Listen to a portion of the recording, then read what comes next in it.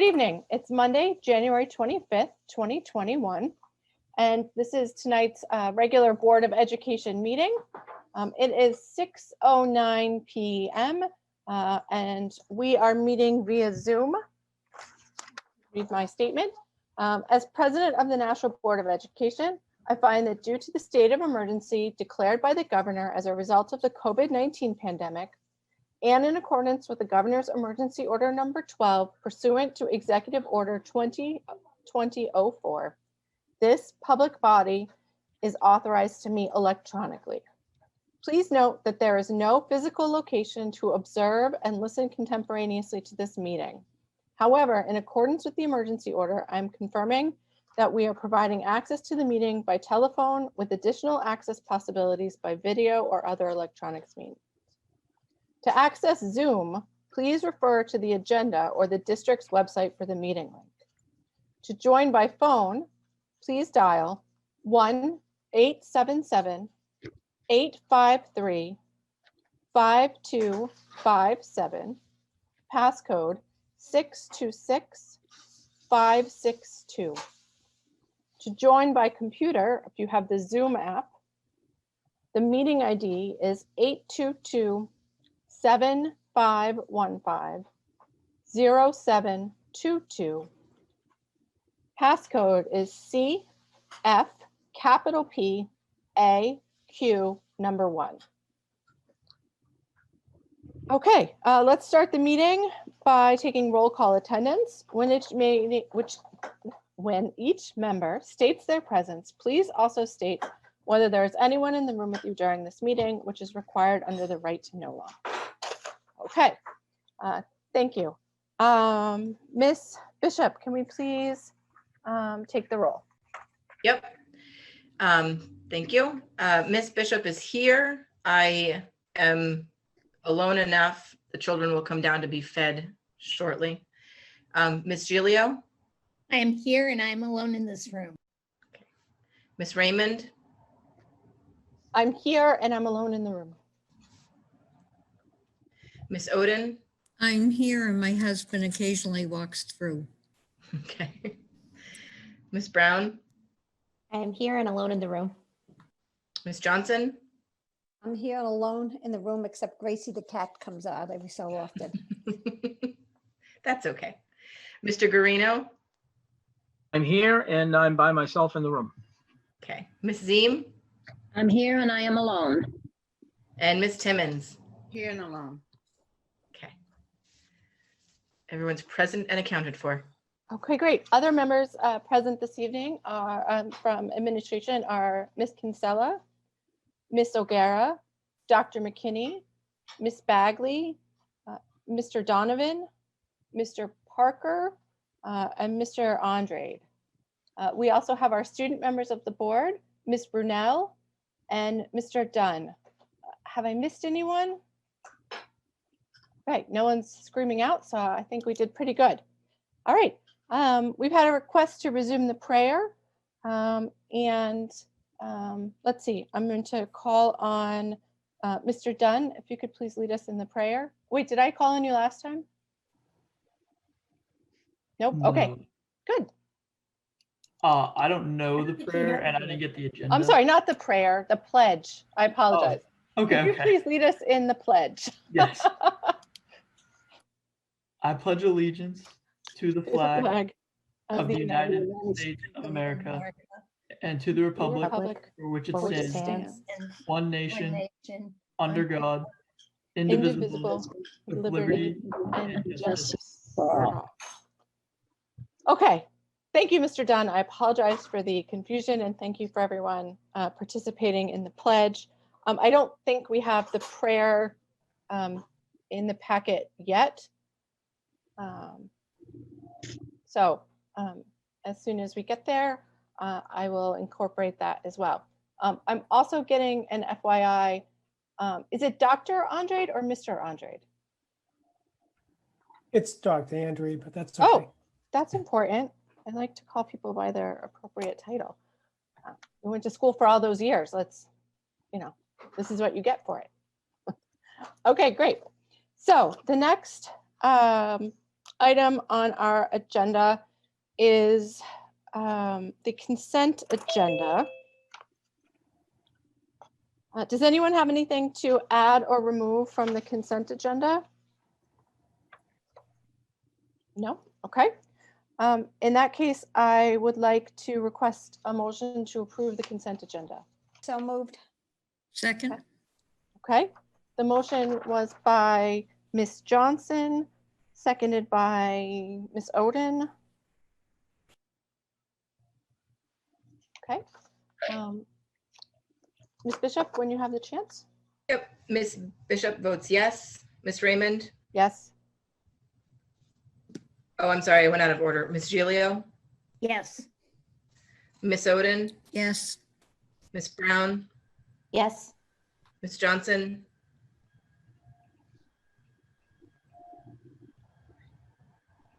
Sorry, Ms. Johnson? I see yes. Sorry about, yes. That's okay. Mr. Guarino? Yes. Ms. Seem? Yes. Ms. Timmons? Yes. Okay. Thank you, everybody. We have no items removed from the consent agenda. Do we have any communications outside the consent agenda? No. Okay. Wow, we're already at public comments. Has anybody called in yet? We never get here this fast. I do have 3 members waiting. Okay, great.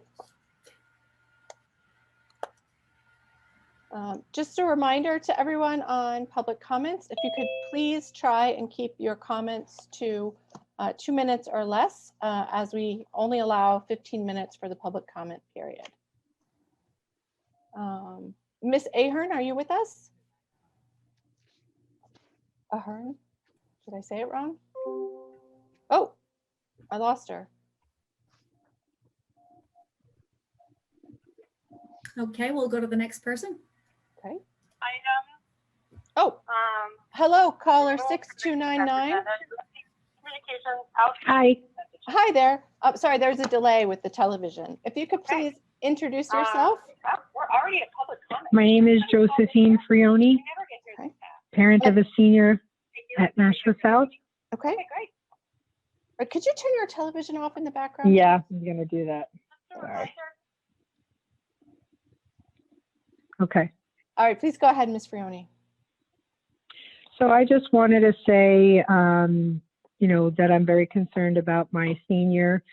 He has not been in school since last year. It's definitely affecting his grades, and his spirits are very low. And I just really wanted to be able to have a chance to give him some opportunity to, get back into school with a chance to actually have an opportunity to, enjoy going back to school. And really get some activities back into place, social distancing permitted and according to the guidelines. Okay. That's Thank really you. all. All right. Thank you for calling in and sharing your thoughts this evening. Thank you so much.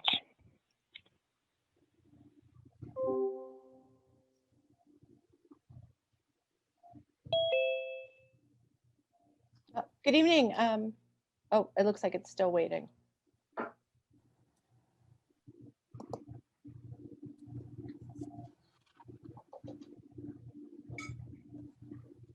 Ms. McCarthy, are you with us?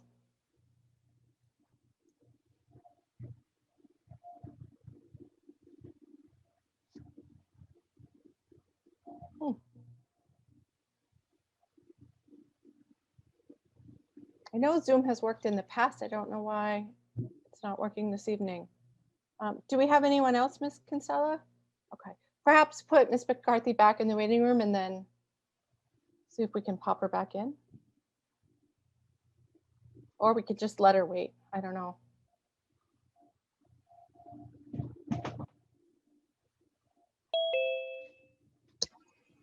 Okay.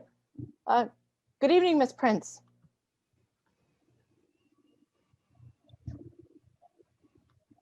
Ms. Prince, are you with us? Yes, hi. Hi, Ms. Prince. If you could please identify yourself, even though I know who you are, and keep your comments to 2 minutes or less. Will do. Sonia Prince, 49 Tufts Drive. I just wanted to say thank you to the board for voting last time to have a metric that would. Oh, You're here. oh, you can hear me? Sorry. Yes, please continue. Sorry, we were just listening to you. I think there's something going on. Let's just shut this video player off. Can you hear me? Yes, we can hear you just fine. Okay, sorry about that. Yeah, I just want to call and say thank you. You know, I'm looking around the state and Pinkerton has an outbreak, so that was concerning. It looks like you guys were proactive and setting up a system that will avoid infecting the community and affecting teachers and children's lives. So I just want to call and say thank you, and how wonderful it is that we're being proactive and ahead of the game before, you know, things get out of hand. So it's not fun for everybody. I get that. And I get that people are struggling with the online, but at the end of the day, the risk levels are there and they have to be, you know, paid attention to. We have frontline workers. Thank you so much. That's all. All right, thank you. Have a good evening. You too.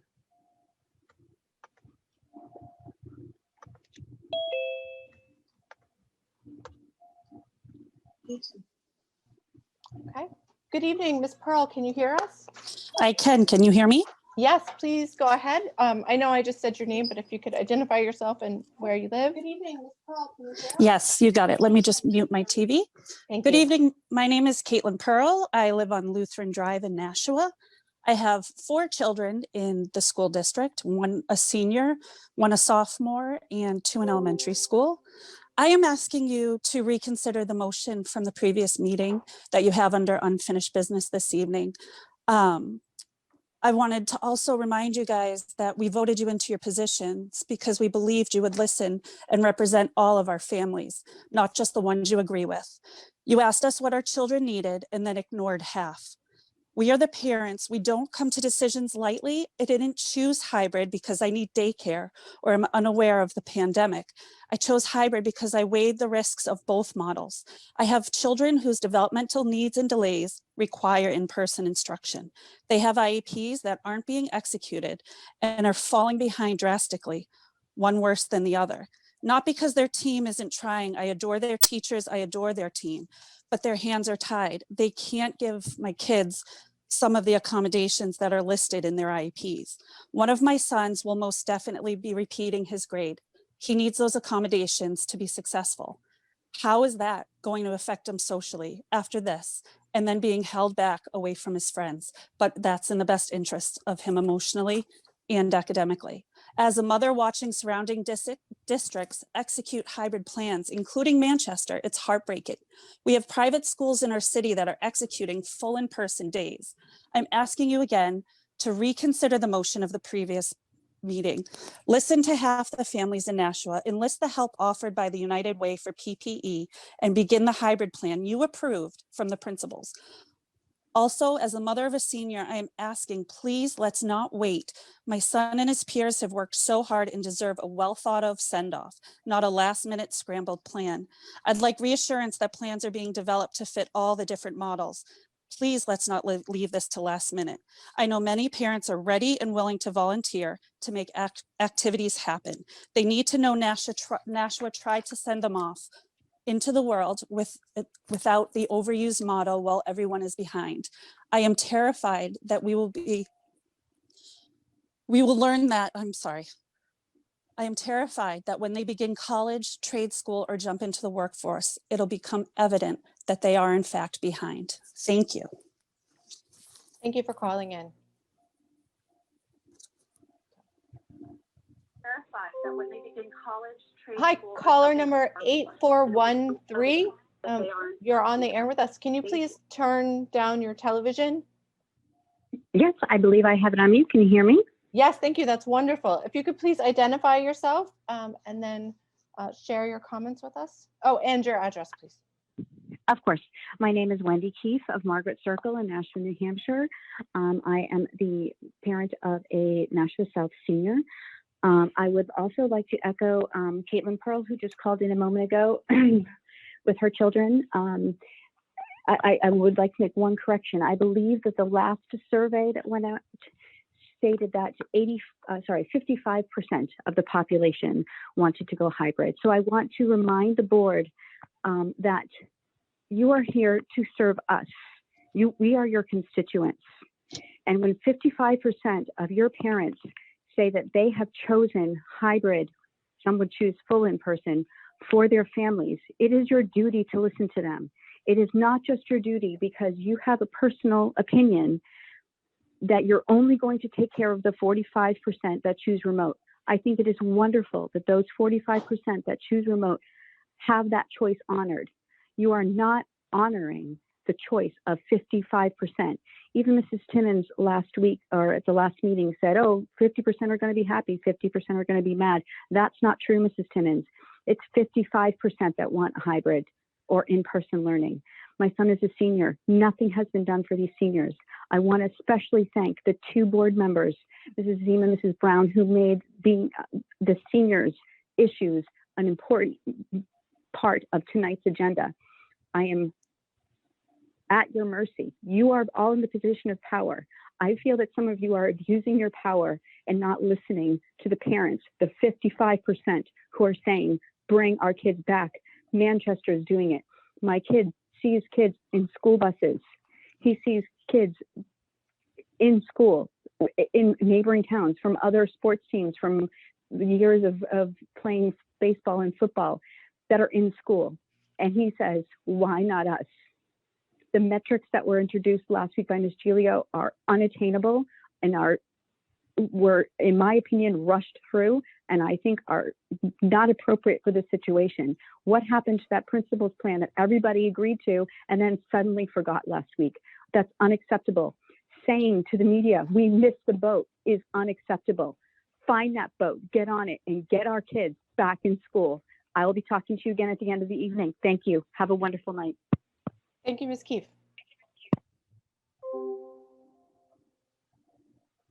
Who are saying, Hi there, caller number 5578. Hi there. Hi, can you, oh, great. Hi, could you please identify yourself, where you live, and please keep your comments to less than 2 minutes? Sure, I'd be happy to. My name is Michelle St. Germain. I live at 16 Salmon Brook Drive, and I am the mother of a second grader who is attending the Bicentennial School. To begin, I just want to say Hayden's teacher in particular is doing a phenomenal job trying her hardest to engage these kids who were originally supposed to be sent in for a hybrid model. And she every day puts her best foot forward to try and keep young kids stimulated behind a computer screen. I think what's unfortunate is that what we're doing now is long-term, causing such long-term effects to these young children, let alone the older children as well. And while I understand that this community is so concerned with getting sick, you're concerned about what could happen, but these kids are currently depressed, falling behind, dropping out, living in unhealthy environments with no one to advocate for them, and some are going out without meals. And if that outweighs the possibility of our numbers increasing, I don't think that that's fair. And like so many mothers have said, I feel like the Board of Education is not hearing the cry for help to get these kids back into school, because as their parents, we think that that outweighs potentially the chance of them getting sick. And I've used your metrics and I don't believe in it. I think if you look at it, the fact that the private schools are listed is unfair, because those models, if you look at the metrics, Bishop Girton, for example, has a high number, but those children are not all from Nashua, along with Nature, Second Nature, and the other schools listed. So I don't want to punish our kids because the private schools are listed there. In addition, we have nursing homes that I understand will affect our numbers, but those nursing homes are shut down and it eliminates from anybody coming in and out and spreading coronavirus throughout our community. I feel like our kids are getting punished because of where that they live in a city where we should more so be coming together. If you look at somewhere like North Andover, Merrimack College was skewing their numbers.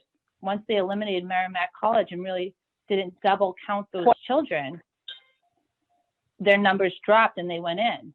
Our hospital rate is 1.1%. Bedford, Hudson, and Hollis, who surround us, are at 3.3%. Hospitalization is our real concern here. And I'm so disappointed that after almost a full year, we haven't been able to come up with a hybrid model as a city. Thank you for calling this evening. All right, thank you so much for letting us voice our concern. Hello, caller 2094. If you could please state your name, address, and keep your comments to less than 2 minutes, please. Sure. Gary Hoffman, 38 Perham Street, Nashua, New Hampshire. First, I would like to thank the board for making the motion that they made on school reopenings. I think it was a smart motion because, you know, you picked two metrics that had to be in the moderate categories. One of the previous callers said that those numbers are unattainable. I don't believe that, since right now every single other county in New Hampshire, except for ours, actually does meet those metrics. So I think you're erring on the side of caution. I think we will meet those metrics at some point this year. However, I think looking forward, I do believe we will be probably hybrid at some point this year. I do think that our district should probably prepare for that by thinking about buying some better masks for the students and the staffs there. Unfortunately, some new variants of COVID-19 that are more aggressive, that are causing school closures actually all throughout Europe now. The UK variant, the South African variant, coming into the United States now, and unfortunately they're growing exponentially. And you know, the Danish Prime Minister recently said that exponential growth is a scary thing, because if you're in a stadium, 45 drops will come in, you won't notice it, but by the 47th drop, everyone's drowning. So, but I think we can prepare for those. What they're doing in Europe, what they're doing in Colorado to open schools, is getting these KN95 masks, not the N95s, but the KN95s that are a lot more available. There will be a cost to it, but you know, I think it's certainly worth it. We should contact the governor and see if there's any funds with the states, and just prepare for that eventuality. So thank you for making the motion you did. I think we will eventually meet those. The other counties in New Hampshire have. And we should prepare for hybrid by considering getting some better masks for not only our staff, but our students. Thank you very much. Thank you, Mr. Hoffman.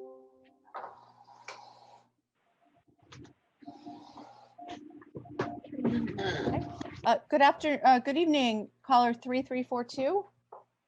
If you could please state your name, address, and keep your comments to less than 2 minutes. Hello, can you hear me? I can. Please go ahead. Thank you. I'm Carrie. I live on 15 Indian Drive, Nashua, New Hampshire. So I wanted to really talk about the health and safety that we are all trying to achieve for the school district. It appears from the January 11th motion that the majority of the board members use the community level transmission metrics as the primary data supporting their vote or your vote. I'm wondering if you had other data that indicated mental, academic, and financial impact of staying remote learning.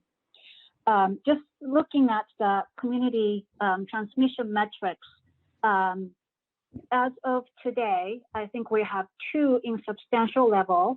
One in the new hospitalization metric is very, very low, and it's been low for a long time. Looking at the 7-day total test positivity rate of 11%, this is high, I guess, compared to what we want it to be. I guess we want it to be less than 10%. But given that the hospitalization count is 1.1, why is this metric so important? It tells me that people may be getting the virus more easily, but they are not getting sick to be hospitalized. So if this is the case, why does this metric count to keep our students in remote learning. I just don't understand it. So I would like the board to really think about what the data is telling you, not just looking at 2 out of 3 to be in moderate or low level. Thank you.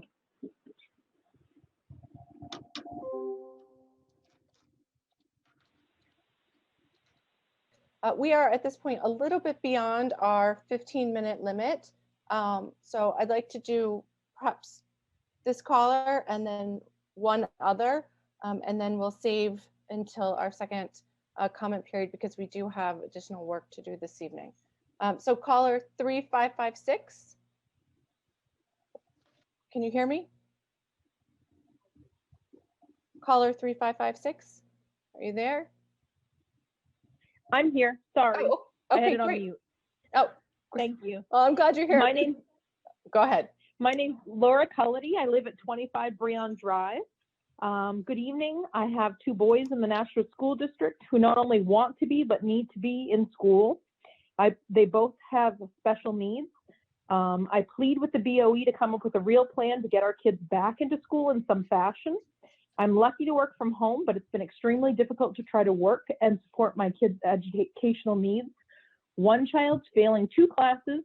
He isn't failing for lack of effort or doing work. He's failing because he needs in-person instruction and accommodations that can't be met over the computer. We also need to talk about the transition these kids are facing with being out of school environment for almost a year. It's going to be extremely difficult on many, and the effects on children's mental health should not be taken lightly. And these effects will be ongoing for years to come. I polled schools in New Hampshire and Mass, and out of 55 cities and/or towns, there's only 1 other school in full remote like we are. That school is currently working with another school district to find out what's been working for them. Let that sink in. How are 54 cities and towns able to open in some fashion, but we can't? It's because those cities' leadership and BOE put the kids first, and Nashua's not. Manchester's comparable to Nashua, and they're opening this week. There can't be any more excuses. If I can get my hair done, my nails done, go to a restaurant, my kids should be able to get the education they deserve. Thank you. Thank you for calling. Okay, and last caller for this comment period. Thank you. Okay, it's caller 6669. Hi, caller 6669. Yes. Hi. Hi, my name is Lisa Dunning. I live on Antrim Street in Nashua. I have a senior at North. I just wanted to a couple facts I've seen and read about. We cannot deny is that schools are safe to be back in person according to the CDC directive.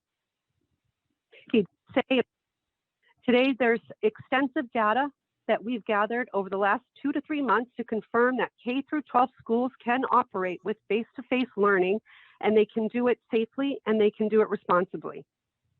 You guys are always talking on the board about the science, the science, the science. Well, there's the head of science now from the CDC saying our kids will be back in school.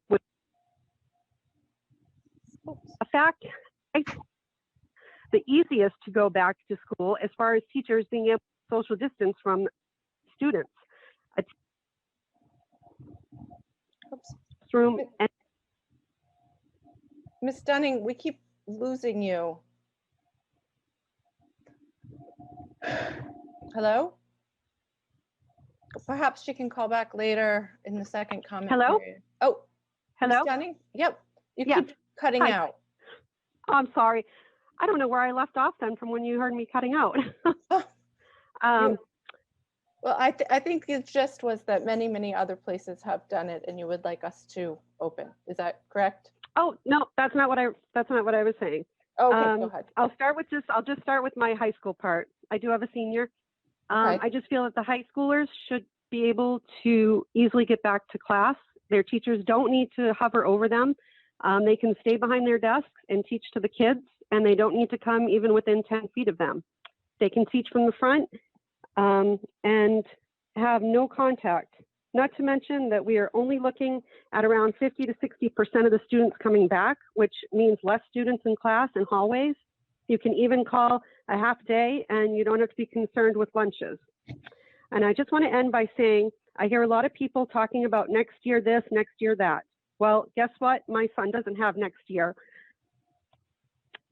This board, minus a couple of you, have continually crushed the senior class. I was speaking with the class of 2020 student the other day, and he said, boy, you know, I thought we had it really bad, but this class compared to our class compared to them is nothing. I know none of you have senior students under your roof right now, and I'm sure everything that our seniors are missing truly does not affect you like it does us. But guess what? This is their one and only senior year they will ever have, and you are stealing it from them month by month. Every month that goes by and you don't step up and do what is right for these poor seniors is another month that they are losing because of you and you alone. Don't you realize that if everyone in every school everywhere was shut down and no one was allowed to enter any schools, this would not be a conversation we'd be having right now. But because other BOEs have stepped up for their students in their communities, yet you have all chosen month after month to keep them at home. This is where the problem does lie. You need to help them step up and figure it out. Thank you so much. Thank you for calling. Okay, so that ends the public comment period for items on the agenda for this evening. We will have a second public comment period at the end of the meeting, and that is on any topic that the public would like to speak with us about. I would ask the board for consensus regarding moving an item from new business regarding the leadership transition plan from new business to this point in the agenda. Are there any objections to moving the leadership item to this point in the agenda? No. Okay, seeing none. The next item that we will discuss is the leadership transition plan. And so I am looking for a motion from the board to approve the separation agreement and transition plan with Dr. Mosley. So moved. Okay, I heard Ms. Gilio first, so motion by Ms. Gilio, seconded by Ms. Ziem. On the motion to approve the separation agreement with Dr. Mosley. Are there any comments or questions at this time? All right, I don't see any hands. So Ms. Bishop, if you could call the roll. Ms. Bishop votes yes. Ms. Gilio, Yes. Ms. Raymond, Yes. Ms. Oden, Yes. Ms. Brown, Yes. Ms. Johnson, Yes. Mr. Garino, Yes. Ms. Ziem, Yes. and Ms. Timmons. Yes. Motion passes. Okay, I have 9-0. Is that correct, Ms. Bishop? That's what my math adds up as well. Thank you. I like to take notes. Everybody knows this. That's All fine. right. So I am looking for a motion to appoint Dr. Garth McKinney as interim superintendent beginning February the 1st. So moved. Okay, I heard Ms. Timmons and then seconded by Ms. Gilio.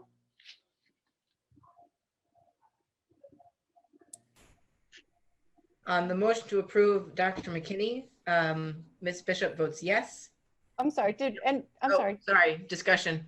That's Sorry. okay. Ms. Timmons, did you want to speak to the motion or did anyone have any discussion? No. Okay, go ahead, Ms. Ziem. I would just like to ask Dr. McKinney if he would like to say a few words to the public about the seniors and just to give them a feeling of you're a new leader, and I'm sure they're anxious to get to know you and have you. And I thought that the comments about the seniors were interesting. I don't know if you have any thoughts on that, or if there's anything you would like to share with the public before we take this vote. Thank you. Well, I think we have the superintendent comments later. Do we want to do that then? Sorry, I don't mean to interrupt. Well, that's different, isn't it? It's being voted, it's up to you, but I am happy to hear from Dr. McKinney at any time that Dr. McKinney wishes to share his thoughts with us. So now, or when we talk about the seniors later on, or after we take the vote. It's well, if he's going to talk about it later, that's fine. I just thought he might want to. I actually thought the public might like to get to know him. He's a man of few words, but great actions. And so I thought that I would give him a chance to get to know him a little bit. all right. Hi, Dr. McKinney. Welcome to the spotlight. Would you like to say anything before we take the vote, or would you like to wait till after we vote? Thank you, Madam President. I'm certainly thankful for the opportunity and looking forward to working closely with the board. Some of the items that are Mrs. Ziem would like comment on or address later in the agenda. So if we could cover those and circle back, that would be great. But thank you again. Okay. All right. Would anyone else like to add anything to the discussion on the motion to appoint Dr. McKinney as the interim superintendent? Okay, seeing none. Ms. Bishop? On the motion to appoint Dr. McKinney, I already said it, yes. Ms. Gilio? Yes. Ms. Raymond? Yes. Ms. Oden? No. Ms. Brown? Yes. Ms. Johnson? No. Mr. Guarino? Yes. Ms. Ziem? Yes. Ms. Timmons? Yes. Motion passes 7-2. All right. Welcome, Dr. McKinney, and congratulations. Okay. At this time, I am looking for a motion to appoint Dr. Mario Andrade as interim assistant superintendent for elementary education. So moved. Yeah. Okay, Ms. Gilio and Ms. Ziem. I have Ms. Gilio first.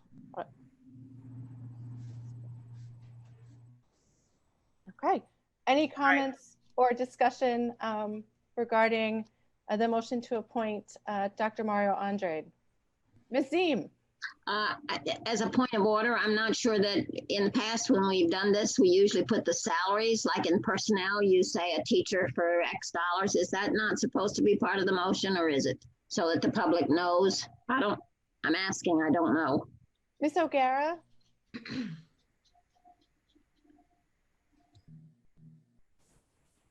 Sorry. Oh, you're back on mute. Ms. Ziem was asking about salary. I believe we do usually, but do we for an interim?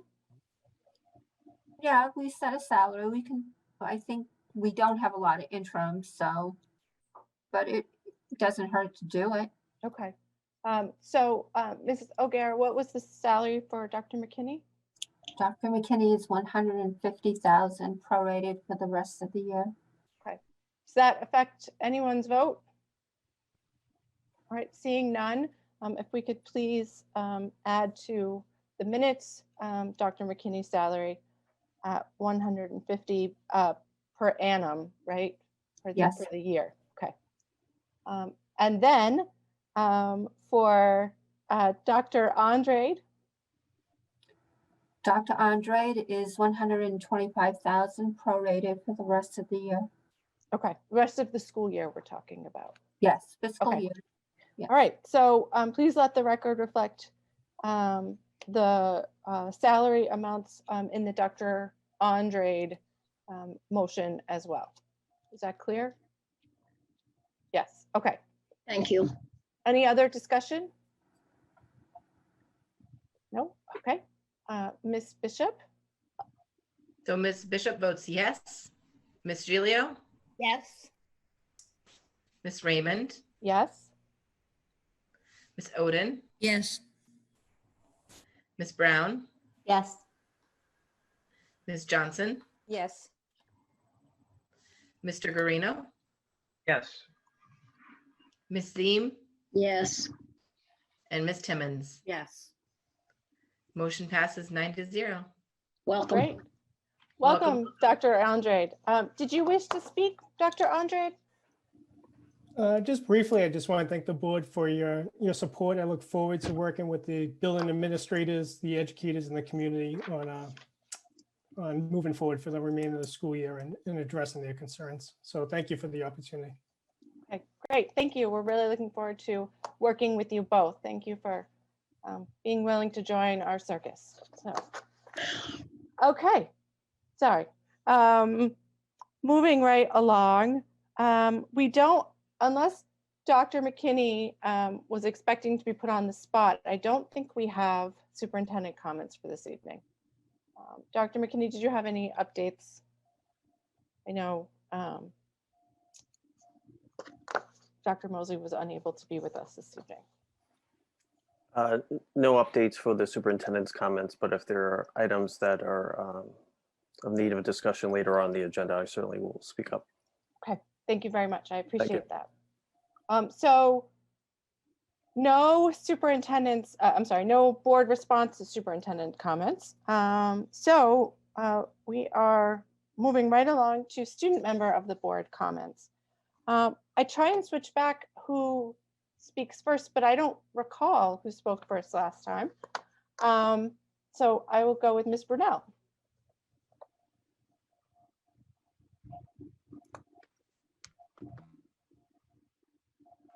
Sorry, what am I commenting on? So each meeting, the student members of the board have the opportunity to update the board on anything that they feel that is relevant or the board should know.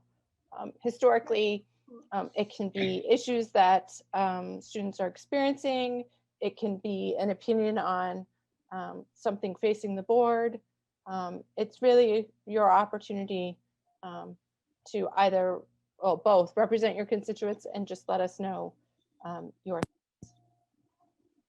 Okay, great. So I know that one student came to me and notified me that he just believed that the method of grading for English classes was unfair because people are graded on whether they participate in class, but with online it can be more difficult because students already have speech anxiety, and that's increased when sometimes the teacher's camera is off and it can make participation more difficult. So I know that was one thing that came to mind.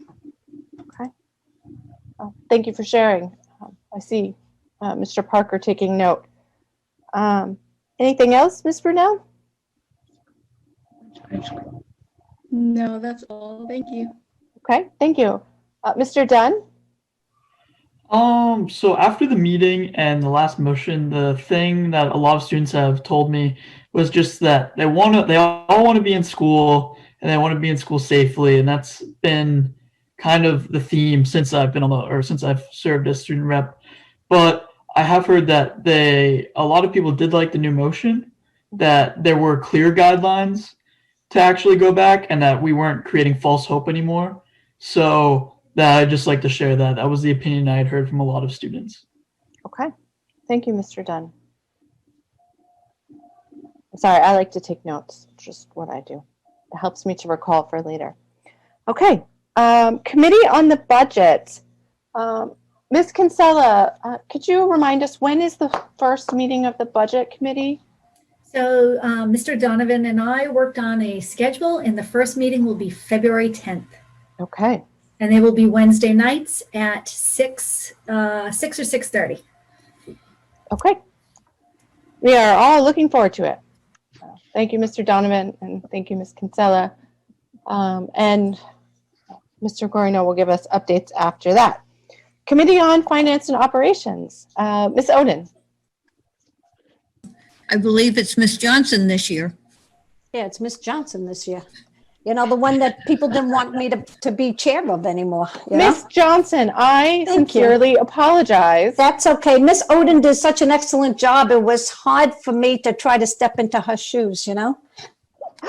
Okay, Miss Johnson, what have you got for us this evening? Thank you very much. We met on January 12th, the committee, and I want to say I have great members on my committee, wonderful people, and I thank Mr. Donovan for everything he does with us on the committee.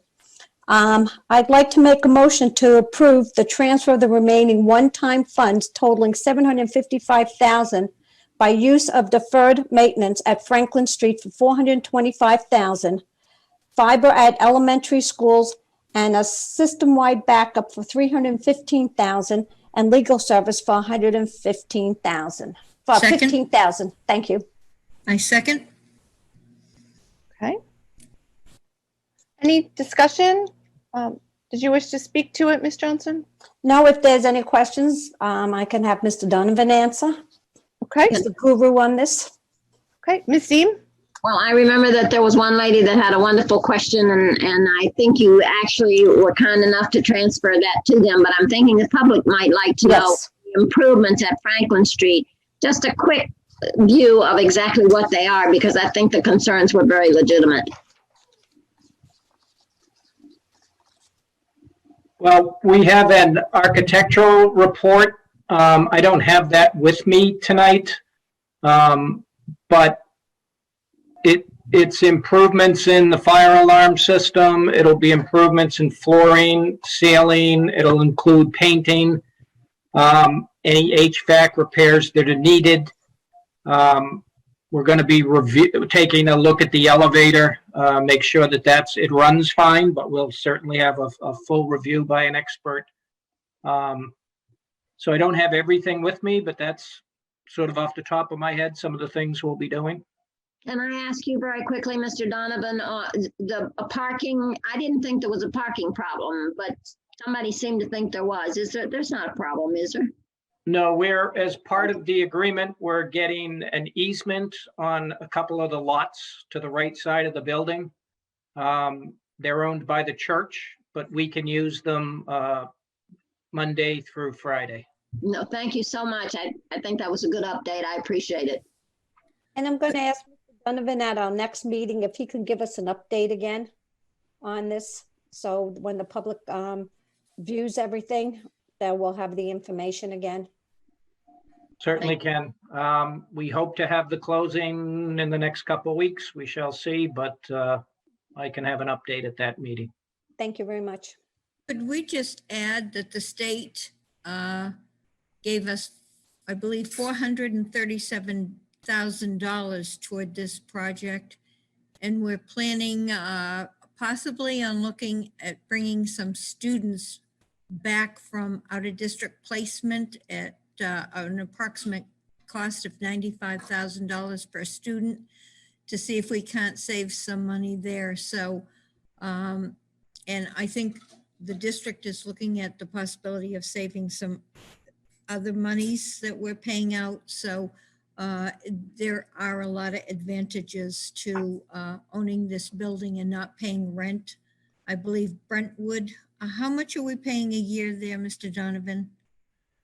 Currently including CAM charges, which are called common area maintenance charges. Last year it was $175,000. So I think we have to take that into consideration for those people listening that weren't aware of what went on in finance. Thank you. Thank you. All right, thank you, ladies. That was, and Mr. Donovan, that was all really helpful information. I don't see any other hands. So Ms. Bishop? Okay, on the motion, Ms. Bishop votes yes. Ms. Gilio, Yes. Ms. Raymond, Yes. Ms. Oden, Yes. Ms. Brown, Yes. Ms. Johnson, Yes. Mr. Garino, Yes. Ms. Ziem, Absolutely. and Ms. Timmons.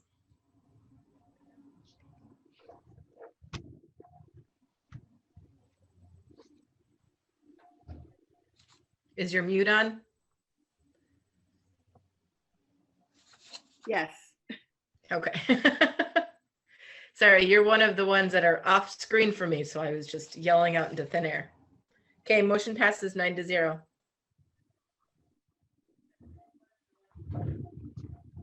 Okay, thank you. Ms. Johnson? Thank you. I want to make a motion to accept the SPSRF funds received from the state of New Hampshire as part of the COVID relief funding. Second? Did you wish to speak to it, Ms. Johnson? Nope, this is just funds that to help us. Mr. Donovan, anything else? No, this is just the first amount of funds that we've received from the state. These were the funds we needed to process and spend by the end of December of 2020. So that was done, and I was simply providing an update to the board of the items that we purchased, and that's included in the packet. Okay, thank you. Any comments or questions? All right, go ahead, Ms. Bishop. Ms. Bishop votes yes. Ms. Gilio, Yes. Ms. Raymond, Yes. Ms. Oden, Yes. Ms. Brown, Yes. Ms. Johnson, Yes. Mr. Guarino, Yes. Ms. Ziem, Yes. and Ms. Timmons. Yes. Motion passes 9-0. Thank you. Go ahead, Ms. Johnson. Thank you. I want to make a motion to approve the winter athletics user fees refund based on the information provided by Ms. Gingrich. This is simple. We're just going to refund for students that aren't going to be playing sports. Second? You. Any discussion at all? Seeing none, go ahead, Ms. Bishop. Ms. Bishop votes yes. Ms. Gilio, Yes. Ms. Raymond, Yes. Ms. Oden, Yes. Ms. Brown, Yes. Ms. Johnson, Yes. Mr. Guarino, Yes. Ms. Ziem, Yes. Ms. Timmons. Yes. Motion passes 9-0. Okay. Go ahead, Ms. Johnson.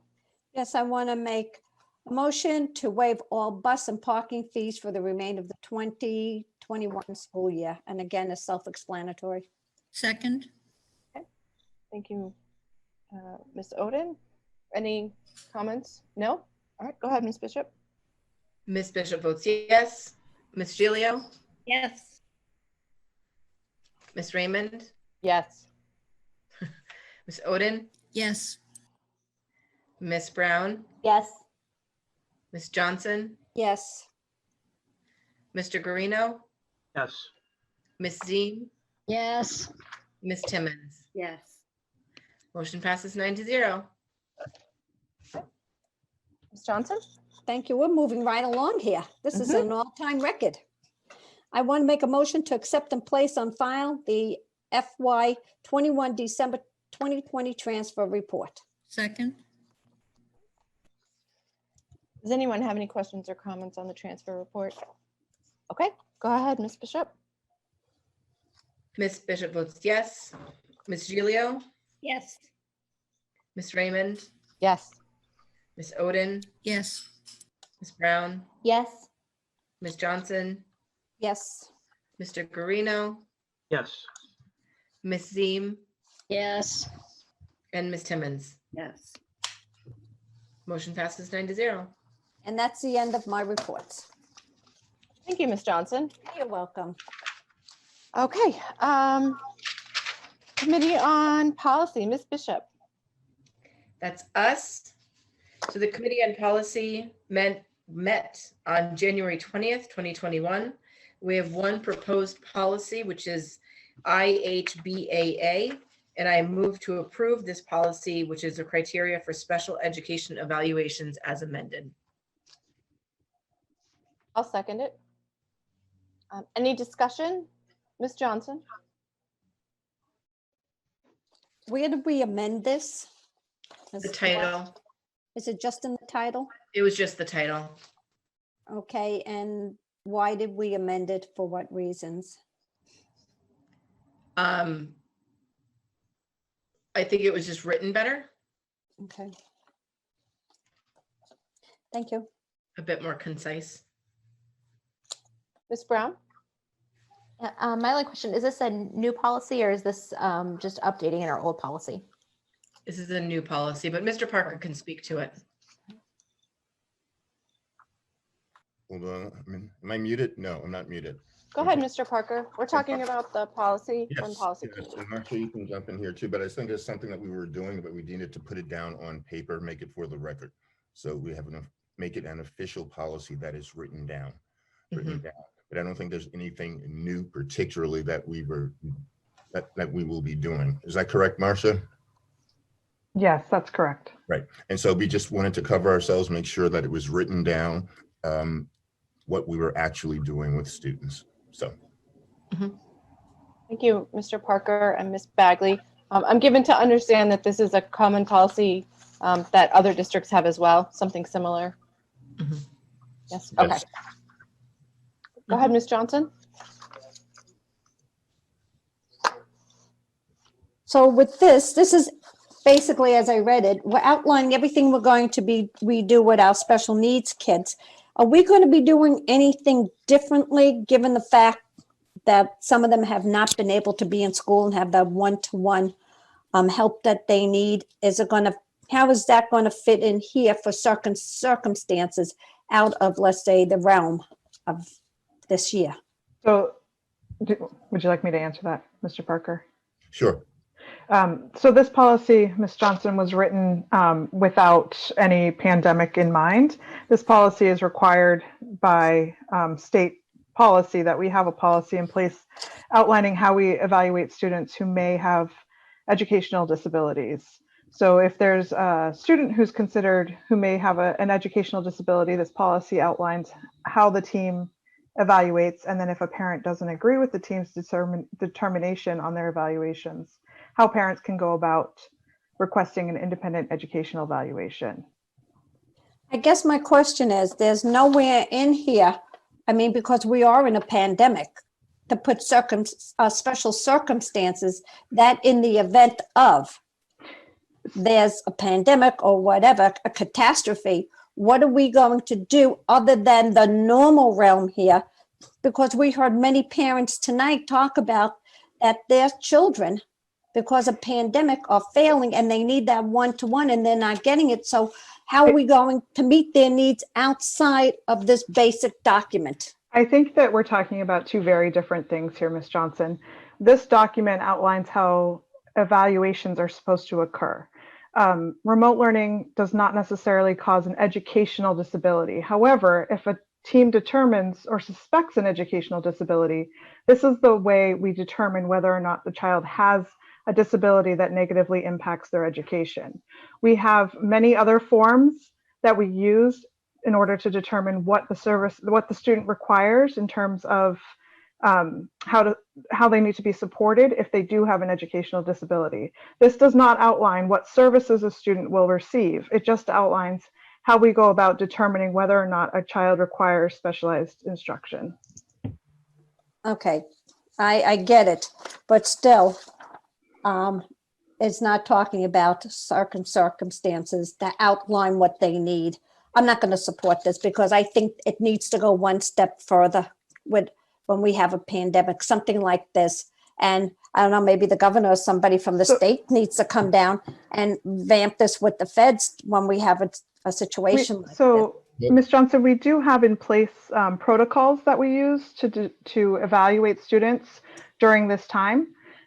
We are able to evaluate students both in person and virtually, but this policy is just about how we go about determining whether or not a student requires specialized instruction and what the process is for evaluations. It does not go into whether or not a student, how we provide services.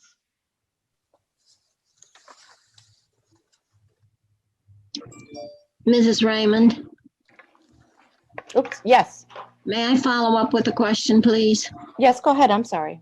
Well, when I was listening to the parents tonight, I was surprised to hear some of them say that they had special education students who had IEPs, who were not doing in-person learning. And as you know, my grandson has an IEP and he is doing in-person learning. So does that mean that indeed those children who have those needs and are not in person, it is because when they had their interview at the onset, they decided they didn't ask for it? Do you know what I'm saying? There seems to be a conflict there is all I'm saying. And I wondered whether I misunderstood something. So not every student in the Nashua School District who has an IEP is coming in for in-person services. Each IEP team met to determine what level of in-person services, if any, a student may require. And so those decisions as to who are in the school buildings were determined by individual IEP teams. Yeah, so they must have determined at the onset that they didn't ask for it, or it didn't, for some reason it was not taken advantage of, right? Is what we're saying, because that was kind of confused me too, and that may be what Mrs. Johnson is referring to.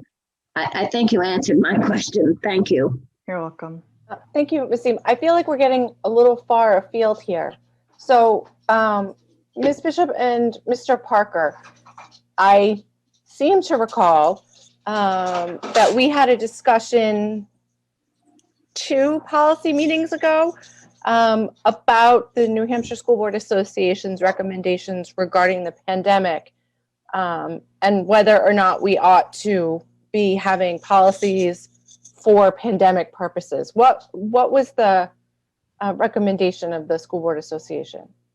I'll be honest with you, I have not spoken to them about that since that meeting, but I can do that this week. Ms. Bishop? So it's my understanding that the New Hampshire School Board Association recommended not making new policies in regards to the pandemic because we had no idea how long it was going to be. It also seemed a bit almost intrusive to be creating these policies about schooling that may end up not being needed. So it was a bit redundant. This policy itself doesn't have to do with the pandemic. It's just something that we need to have on the books in regards to if parents agree or disagree with the evaluation and how to go about, disagreeing with it. It is a state law. We're just kind of taking it and forming it into what Nashua needs within their school district policies. Something else the School Boards Association also said, Ms. Bishop, and I think we did speak about this. So when I say I didn't speak to them, not recently, but beyond the 2 weeks, they were loath to make new policies specific to the pandemic because they think those policies might be subject to change once the pandemic is over. Right. That was something that was mentioned. Yep. Ms. Johnson, last comment, please.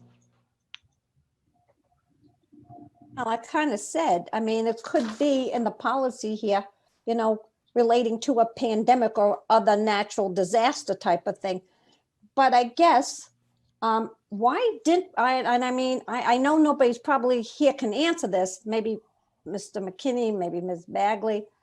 How did we ever skip not having a policy on the books like this? We have a policy on everything else here in Nashua, but we didn't have a policy on special ed written out that we're writing out now. And I guess that I see including 34 CFR, so that has to be a federal law. But I'm just having a hard time that, during pandemic, what could have been good at the beginning of the year with the kids coming in, and we're listening to parents now, here we are in the middle of the year.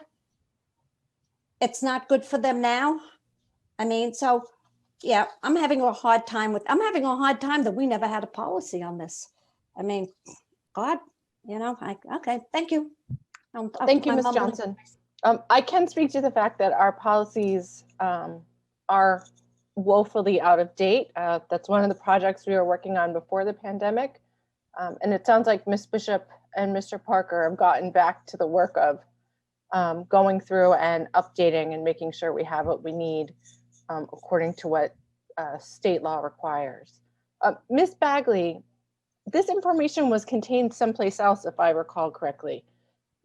Correct. We have what we consider guidelines for evaluations, and we also have the outlines in our special education case manager handbook.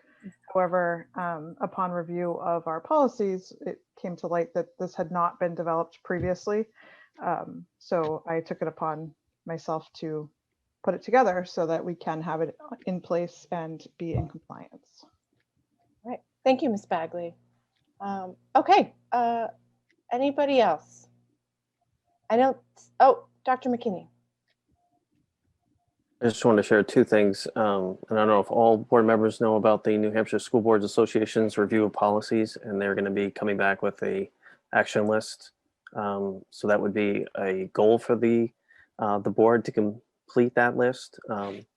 This policy here is also cemented in state and federal law around IDEA and other special education laws. So while none of our policies can address every situation, pandemic, or disaster, I would advise the board it's in its best interest to pass policies that protect the liability of the district and all the employees thereof. So thank you. Thank you, Dr. McKinney. Okay. Seeing no other hands, Ms. Bishop? All right. And I want to thank Ms. Bagley for writing this up during what is probably a very busy time for you. So thank you for putting in the effort for our committee to get this done. I appreciate it. Ms. Bishop votes yes. Ms. Gilio? Yes. Ms. Raymond? Yes.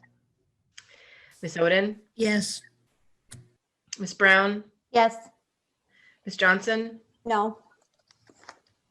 Mr. Guarino? Yes. Ms. Ziem? Yes. Ms. Timmons? Yes. Motion passes 8-1.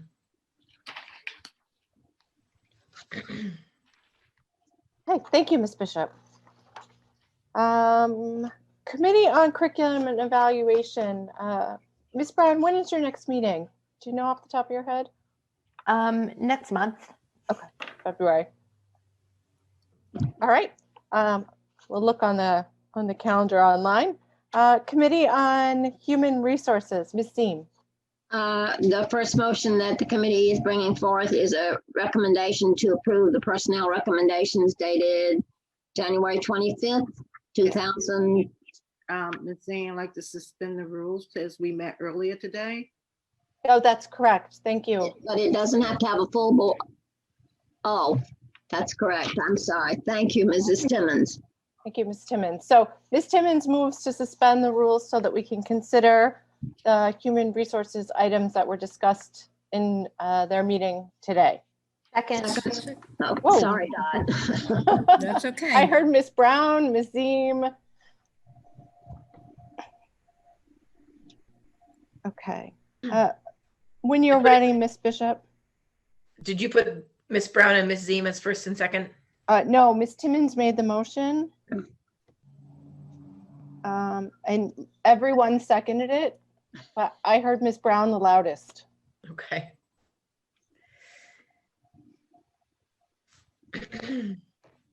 Hold on. I do my best. We'll see. Perhaps when Jackie does our minutes, she'll have heard someone else faster or louder.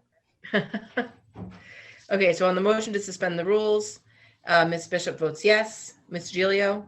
Yes. Ms. Raymond? Yes. Ms. Oden? Yes. Ms. Brown?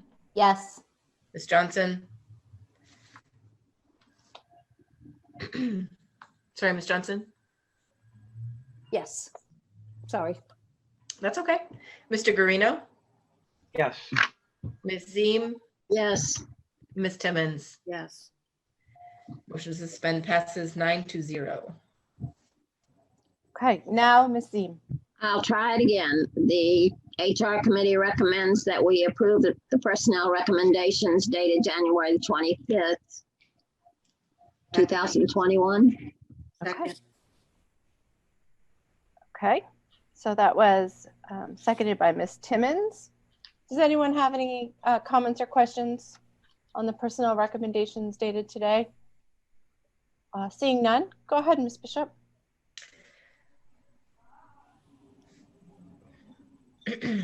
Hold on. Keep doing this. So Ms. Bishop votes yes. Ms. Gilio? Yes. Ms. Raymond? Yes. Ms. Oden? Yes. Ms. Brown? Yes. Ms. Johnson? Yes.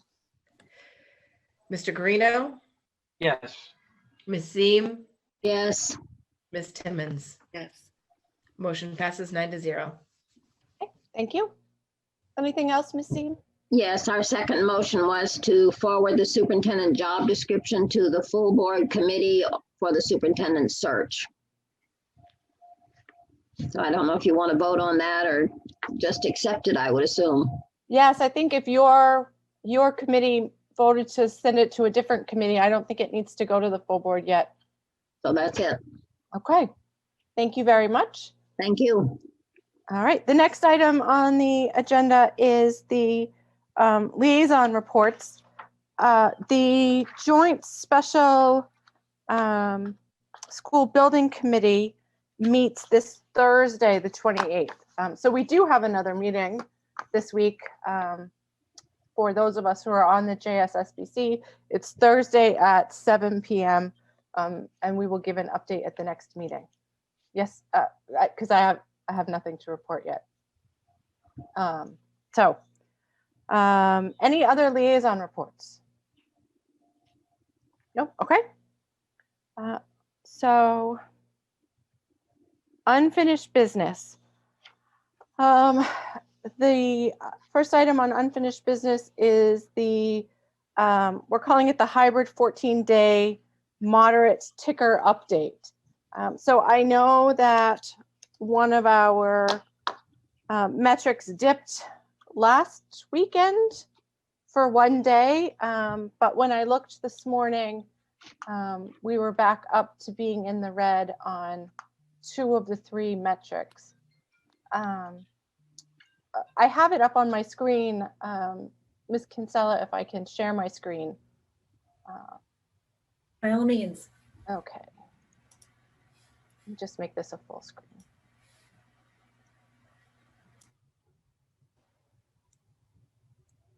Okay.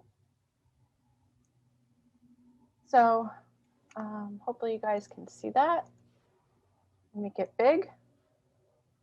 So here is our current metrics on the dashboard for, you go to the COVID-19 dashboard, and if you click on schools, it has updated, which is very exciting.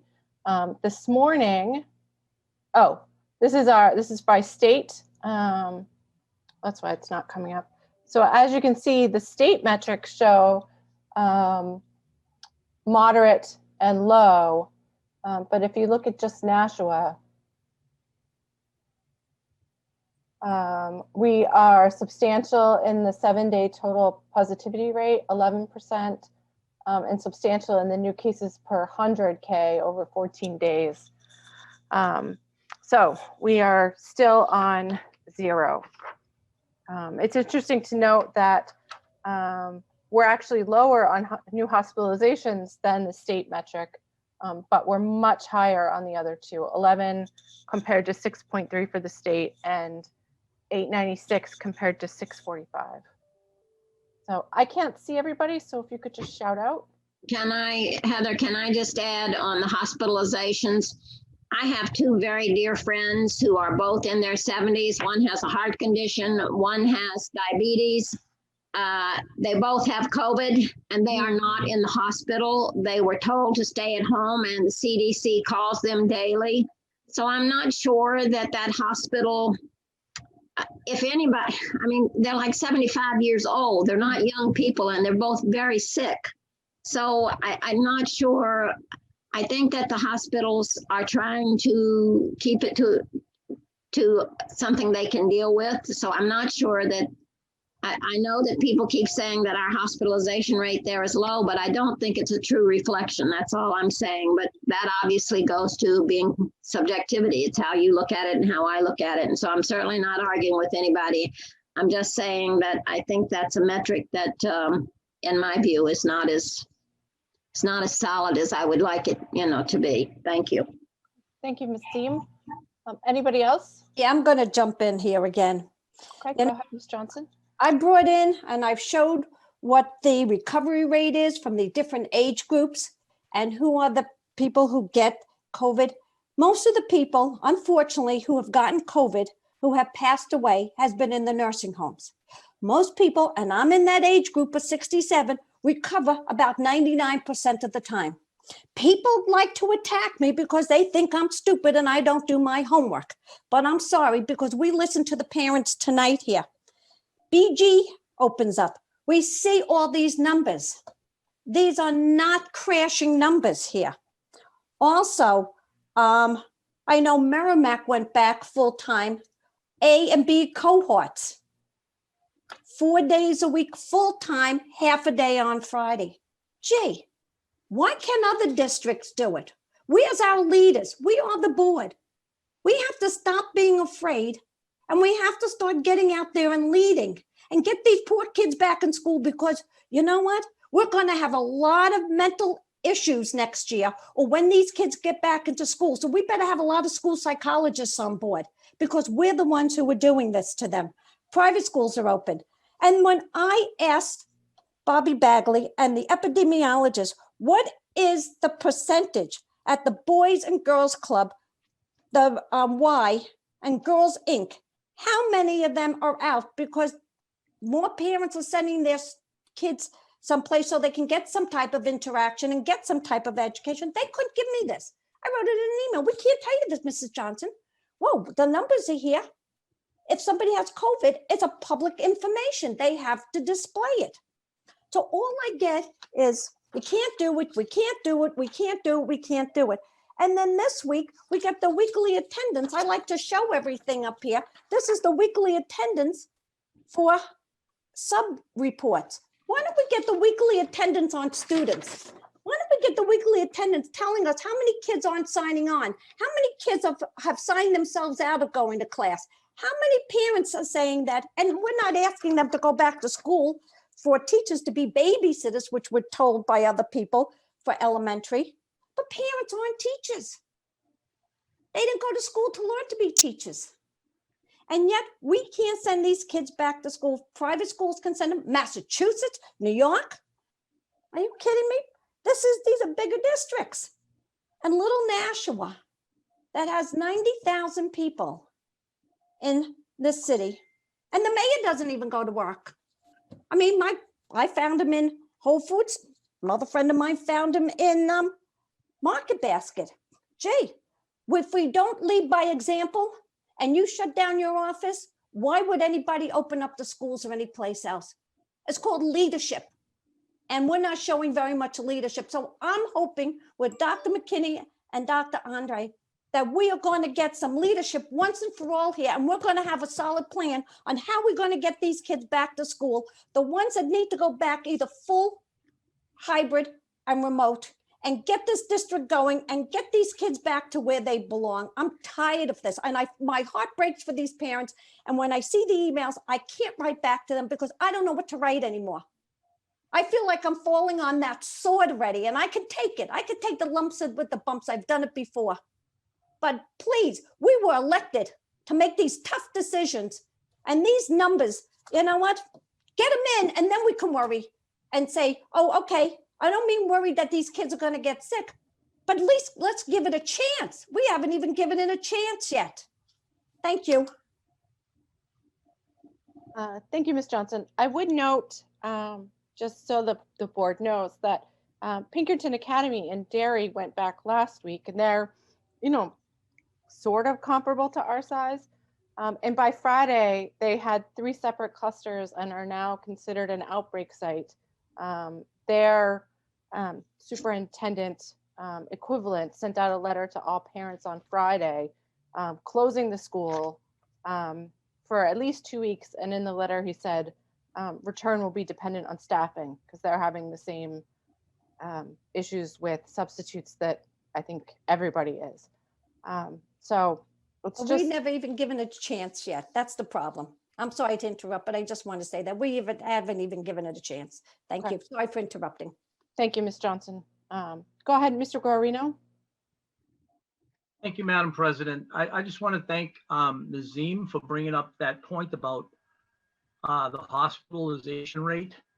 Oftentimes we look at numbers and we don't realize the impact that things are having. Like she said, a lot of hospitals There was a question, why is the hospital rate so important? So one of the parents had asked that. Because our hospitals are running out of space, and that's why they're doing this. We have people who have procedures and surgeries that have been put off, and that's affecting people with other types of problems. So I think sometimes I'm glad we have 3 metrics, because that it makes sense to use more than one metric. But there's a lot of factors that go into these metrics.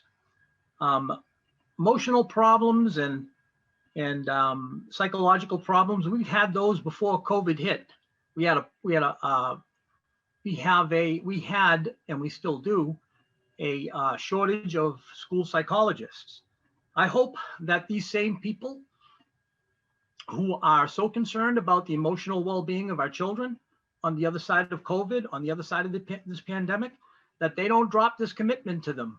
They don't drop this commitment to the emotional and psychological well-being of our children, because I think I didn't really hear them as proponents of this problem before. But now, COVID has brought a lot of this to light. It's sort of amplified a lot of these problems. Another one is childcare. Our schools, our society needs to solve this childcare problem. We had this childcare problem before COVID, with parents needing childcare, but when we have COVID, it kind of amplifies it. And on the other side of this pandemic, we're still going to have a childcare problem, and that is not solely the problem of the schools to solve. Okay, the decisions that we made are tough decisions. We have made these tough decisions. It's very hard to keep kids out of school and from socializing, but we were elected to make these tough decisions, and we have made them. And the metrics show how dangerous it really is for families, for teachers, for students. And I just wanted to thank Ms. Ziem for making that point about statistics, and because there's a lot of different things that go into making these statistics. And Mayor Donchis can go to the supermarket anytime he wants. He has to eat. So the guy's got to go to the supermarket. So I have no problem with Mayor Donchis at the supermarket. Thank you. Okay, thank you, Mr. Guarino. My preference would be not to talk about Mayor Donchis in this meeting, because I just don't think it's relevant to what we're talking about. So I believe, Dr. McKinney, did you have your hand up? I was just going to share some logistics that Stacy Hines, our communications director, is the COVID tracker. She keeps track of the metrics on a daily basis and sends out a weekly notice to staff and parents. Hopefully board members have seen that. If parents have any questions or concerns, please contact our office. But that would be, I think many people are tracking these numbers, but that would be the one and only official kind of communication and tracker for the district. So I would also ask respectfully, if board members get questions and concerns from parents and are not sure how to answer it, please direct them to our attention, and we're happy to get back to parents and find creative ways to support their kids. Thank you. Thank you, Dr. McKinney. Anybody else? I don't see any other hands. Let me just make sure. Let's see. Okay. Ms. Bagley, did you have something to add? I just wanted to share an update. As of today, we had 53 classes back in person for special education. By the time I left my office this evening, we had to switch 4 of those classes to remote, either for 1 day or up to 2 weeks due to COVID cases and staffing issues. So we've been back for 4 full days, and we've had to switch 4 classrooms. So that's just a quick update about what's happening in the school buildings. Okay, thank you. I mute myself again. I did not. Yay. Thank you, Ms. Bagley. I appreciate it. It's just it's very difficult. And I think we all want our kids to be in school. I know many teachers want to be in school with their kids. It's just, how do we do it safely with the staff that we have available? And I don't know the answer, and I don't know that anybody knows the answer, but I sincerely believe that everybody on this board is trying their best to make good decisions. And I think it's good that we don't all agree. I think that's healthy. So I hope we continue to discuss this respectfully as we go forward. I don't see any other hands, and I don't see anybody else in the chat asking to speak. Could I please speak to this, Ms. Raymond? Yes, go ahead, Ms. I'm Oden. sorry. That's okay. I know that a few of us have written to the governor to see if we can't get some vaccines, especially for our special ed teachers and the paras. We haven't had a whole lot of luck. I got an email from one of our state reps today with a listing of who's eligible to receive the vaccine. And the third one was, if you are under 65 and care for a person under the age of 16 who has multiple high-risk medical conditions, they're saying you should be able to register for the vaccine, but they will not allow paras or special ed teachers to sign up. And I guess for me, I see that as disappointing, to say the least. When I heard that the people that serve on ski patrols were getting vaccinated, I said to somebody, I said, gee, I see that as a real problem. And they said, well, you know, a lot of them are first responders, they're EMT trained. But I look at this and I think, well, skiing is an option. You make the choice to go there if you have the money. But quite frankly, there are laws that our students have to have education. And I just think, I think our leaders could do more to help us to help our kids. And I just think this ignoring the problem is exacerbating the problem. I'm disappointed that the people who are in school trying to get into school to educate the kids that the law says we have to educate have been ignored and put in a lower category. I just think that's a disservice to all of us. Thank you. Yes. All right, thank you, Ms. Oden and Ms. Z. I know many people on the board sent individual letters to the governor or letters as a group, as well as the Parent Voice and the Nashua Teachers Union together. Ms. Giglio? I just want to echo what Ms. Oden has said, and to express my disappointment that the governor held a press conference on Friday and absolutely said that teachers would not be considered. And I guess they're not going to be considered until the second group number 2. And right now we're just starting, as of, I believe, yesterday, the first vaccines were given out to those who qualified under 1B.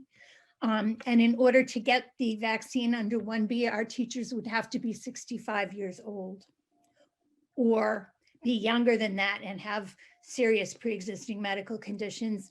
And everyone has been crying to get our children back in school, and that's what we all want. And the only way to do that is to offer the vaccine to the educators and the staff that are going to be taking care of our children in school. So I agree with everything that Ms. Oden said, and I am disappointed, and I have expressed that to the governor. Thank you. Thank you, Ms. Giglio. Ms. Ziem? Just as a quick just as a quick add-on, those of you in the public out there who are listening to this, if you agree with us, I'm not absolutely confident that the governor understands the distinction between the people who are dealing with these kids who have disabilities like a feeding tube, and one is blind and one is in a wheelchair. These are not kids you can social distance. How do you social distance a child on a feeding tube? How do you social distance? How do you make them keep on a mask? How do you can't do that with these kids. And I just think if he heard enough of it, maybe he would do something about it, because I can't believe he understands that. I guess I don't want to believe it. It's the truth. So if you have a chance, drop a line to the governor and make the distinction, because that's a huge distinction to me. Thank you. Okay, thank you, Ms. Seem. Okay, moving on to the next topic. Ms. Johnson had asked for some information from psychologists about how the pandemic is affecting students, and I don't know that this is exactly what Ms. Johnson was hoping for. However, I am sincerely appreciative to Ms. Bagley and our chief psychologist, Ms. Price or Dr. Price, for preparing this document that came in our packets regarding all of the things that our psychologists are doing right now to help out students in the pandemic. Ms. Bagley, did you wish to speak to it? No, I think that it pretty much outlines what's happening, what our school psychologists continue to do. There wasn't really much of a change in their job duties. If anything, they've stepped up more to help families in crisis, quite honestly. We continue to do evaluations and support students both in person and remotely. Okay, thank you. Ms. Seem? Well, and a quick thing that was said to me was, I believe that those people are exempted. They can get the vaccine early, correct? Because go ahead. Individuals who are licensed through Allied Health in New Hampshire were put into phase 1A, I believe. Yeah. So, and they're dealing with the same kind of people. So I think it's a misunderstanding. I really think if we all let the governor know that this has slid under the rug somehow, I think he's a reasonable man. I have to believe he would listen. Thank you again. Thank you. Ms. Johnson? Thank you very much. Thank you, Ms. Bagley, for this. So I guess my question is, what is the consensus out there? What are they seeing as far as students and their emotional abilities or inabilities right now to what's going on? And school psychologists don't share with me individual counseling session information. However, they are connecting families with crisis intervention supports if they're needed. They are supporting students. However, the students need the support. However, I'm not privy to the counseling information. The only time that I may be privy to it is if there's a serious concern for imminent danger. I'm not really, it's not my business on their personal counseling, but has there been an uptick more on more counseling, sending them to different agencies than we were before? Not that I'm aware of. I know that there's been more of a connection with community resources, but that could be anything from the food pantry to helping them, identify places to go for technology as well. Okay, so the needs have changed because of this pandemic in the city. Thank you very much.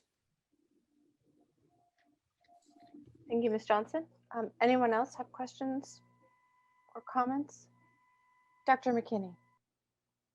I just wanted to share, I was on a state call today, and the state is looking into administering the Youth Risk Behavior Survey, web-based this year. So I'll provide more updates to the board, but maybe those results will be interest to the board and Mrs. Johnson and their questions around what kids are struggling with. So thank you. Thank you, Dr. McKinney. Ms. Bishop? I know at well, I know we have previously had the youth council come in and work with students either in the school or visit them at home. Are we still offering that? I know just from the nature of my work that there are long waiting lists for children under 18 who need therapy right now. And if we still have that contract going, I'm sure they're also overworked and overburdened, but is that still something that we offer students? I don't know about that program per se, but I was at the youth council several weeks ago, and they are working with scores of our students, and also social workers and guidance counselors are actually going to the youth council site and meeting with kids and parents as necessary. And did we ever open up the I know at some point Harbor Care was offering in-school therapeutic supports.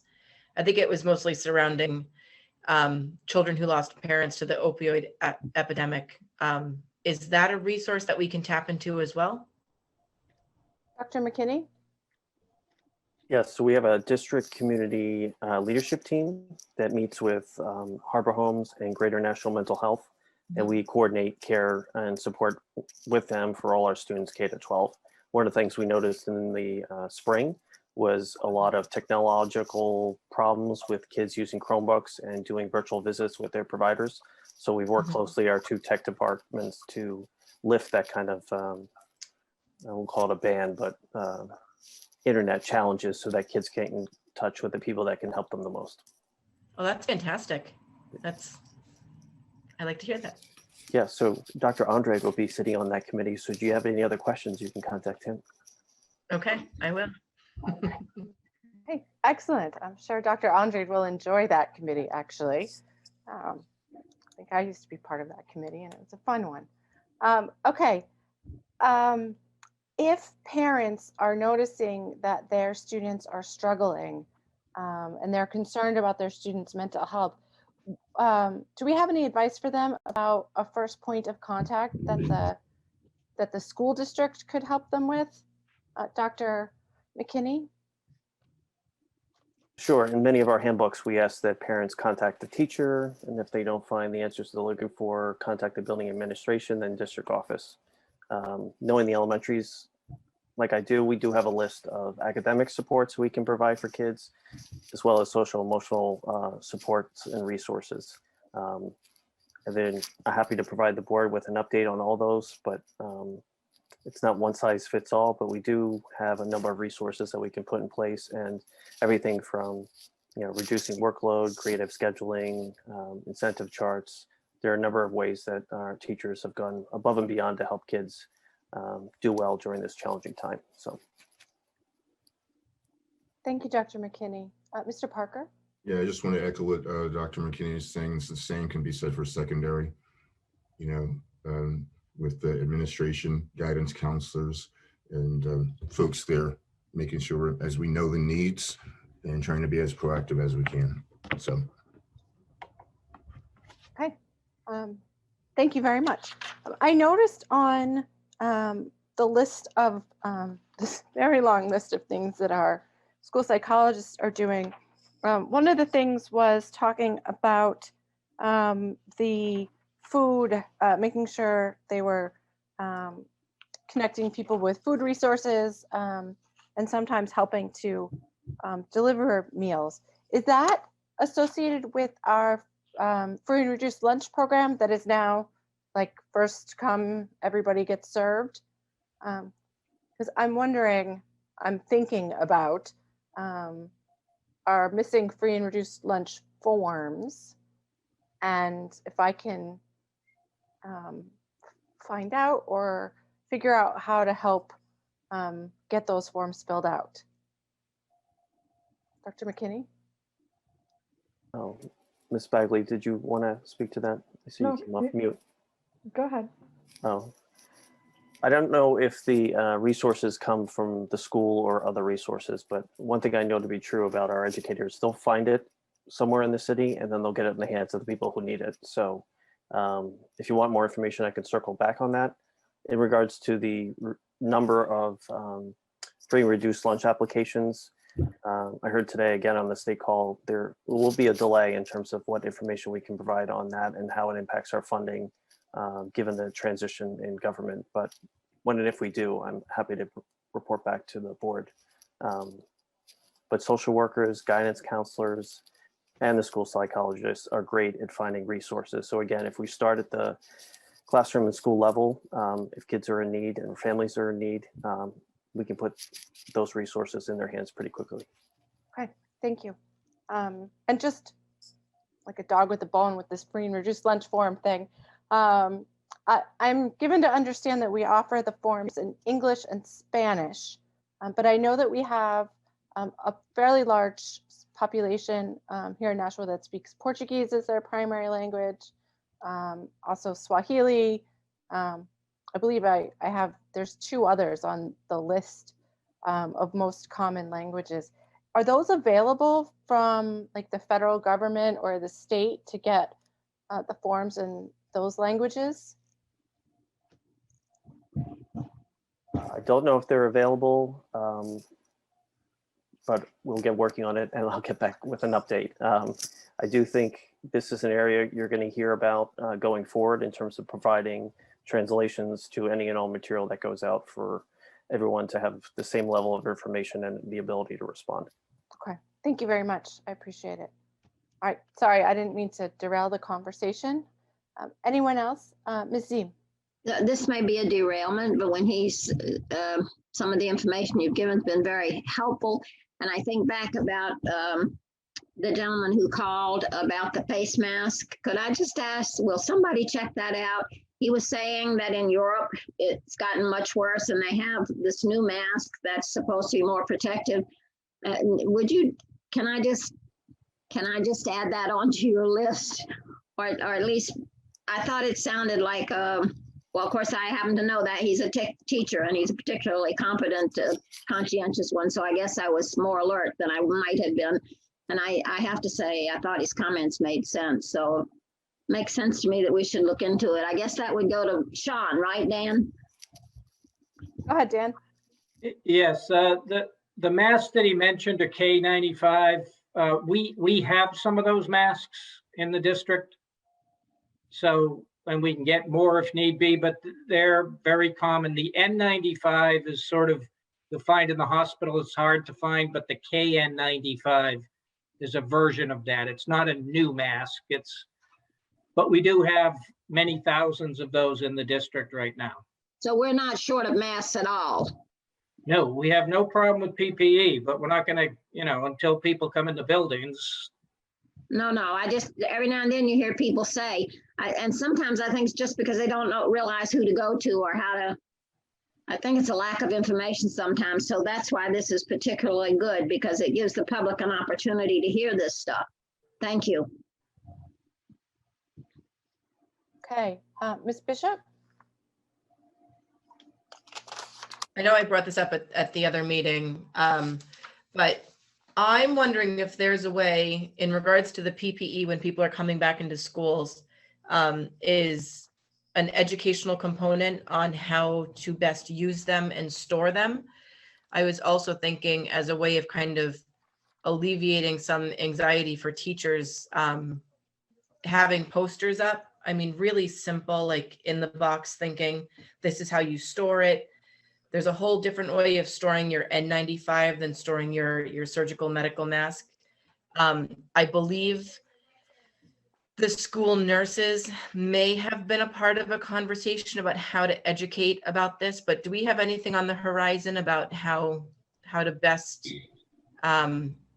teach people how to properly use the PPE? Because it's pointless if you're just going to shove it in your pocket. Oops, go ahead, Dr. McKinney. We've had 2 sessions with Bobby Bagley. One, she reviewed this with kindergarten teachers in the summer at our Kindergarten Institute. And I believe she also presented to the special education department. So we could do something like that again. Again, I'd have to come back with more specifics, maybe record it and have it available for all teachers in schools and grade levels. So she and her team have done a great job helping us out. Fantastic. Look at It's a good night. Thank you, Dr. McKinney. Thank you, Ms. Bishop. Anyone else on the, we're actually on the topic of the school psychologist update. Okay. All right, so the next item on the agenda was a request by Ms. Ziem for an update from the principals about high school seniors. Ms. Ziem, did you have any particular questions or information that you were looking for that isn't in this document that Mr. Richards and Mr. Burns sent to us? I just thought that it would be a good idea to the public. Did the public get a copy of that?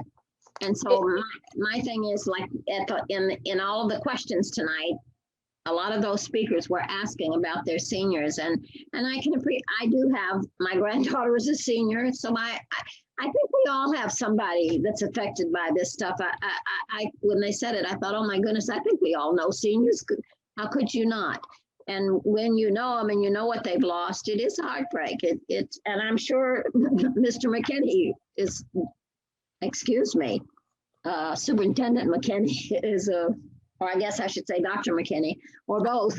But anyway, I'm sure you know people too. So I just would like to help the public. I think this is an opportunity for us to share with the public some of these things. And I don't think they always get as much information. Information is the key to everything. I agree. Mr. Parker. Yes, as we go into the second semester, I think you'll probably see an uptick because a lot of senior events happen during the second half of the year. So what that list is not only what's been done, but what is being planned. And I'm sure working with the two student activities coordinators and the building leadership, I think it's reasonable to expect that some more things, and we can certainly communicate that, what we would like to do with seniors as we go into the second portion of the year. Thank you. Thank you, You're Mr. welcome. Parker.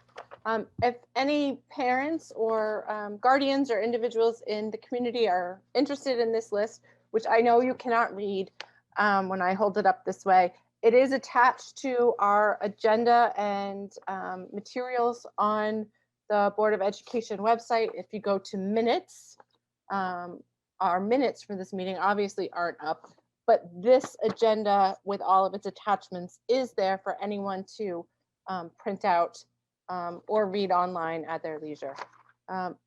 There is discussion about the tentative plans for graduation that the principals are working on, senior week, and some other events that the student activities coordinators are working on. And then at the bottom, it says exactly who to contact at each school if any parents or guardians or community members have ideas that they would like to share with the schools about things that they think the principals ought to take into consideration for senior activities. At North, it's Mrs. Flanagan, Flanagan M at nashua.edu.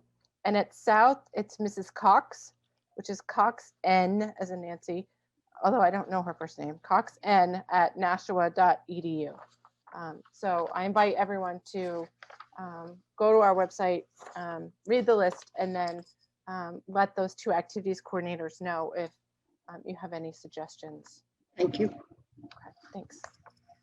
Anyone else on senior activities? No? Okay. The next item on the agenda is a request that the board has received to rename the New Hampshire High School South weight room. And this request came in at the end of December, but our last meeting was quite busy. And we have a policy FF, regarding naming of school facilities or an area within a facility.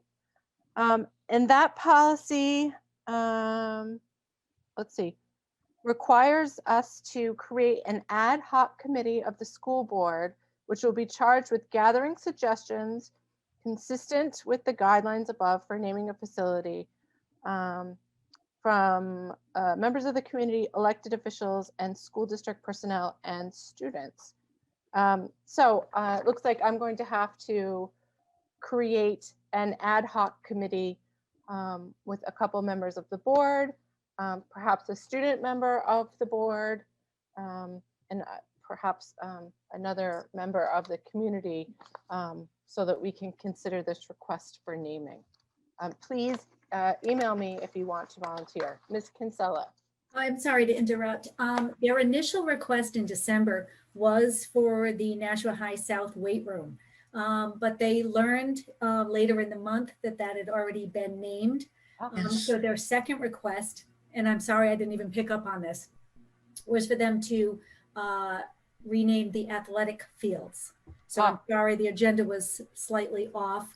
He did call me today. So it is about the also at South? Yes, the football field and the current athletic fields at South. Okay. Thank you. Thank you. Yes, I remember having, I think we talked about that, Ms. Kinsella, about the Make-A-Wish and all the people that came down to clean the weight room and paint it, and what a lovely job they did. And so, and then I started talking myself into thinking that I got the school wrong or something. Okay. Which by that Make-A-Wish was such a generous idea.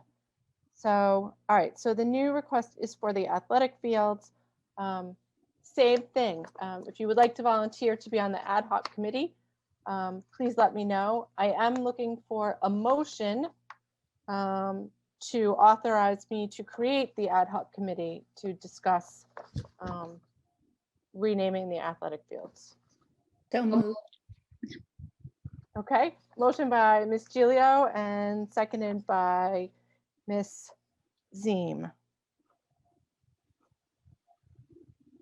Any comments or questions about it? Sorry, who was the first one? Ms. Gilio. Okay. And Ms. Ziem for second. I was writing down the the motion. I missed the names. Okay, so the motion is to create an ad hoc committee as per policy FF. Okay, go ahead, Ms. Brunel. I know you just mentioned that you were looking for volunteers for the committee, and I'd like to volunteer. Thank you, accepted. I will assign Ms. Brunel as the first member of the ad hoc committee when we create it. Great, thank you. Okay. Ms. Bishop, when you get a chance. Ms. Bishop votes yes. Ms. Gilio? Yes. Ms. Raymond? Yes. Ms. Oden? Yes. Ms. Brown? Yes. Ms. Johnson? Yes. Mr. Guarino? Yes. Ms. Ziem? Yes. Ms. Oden? I mean, Ms. Timmons?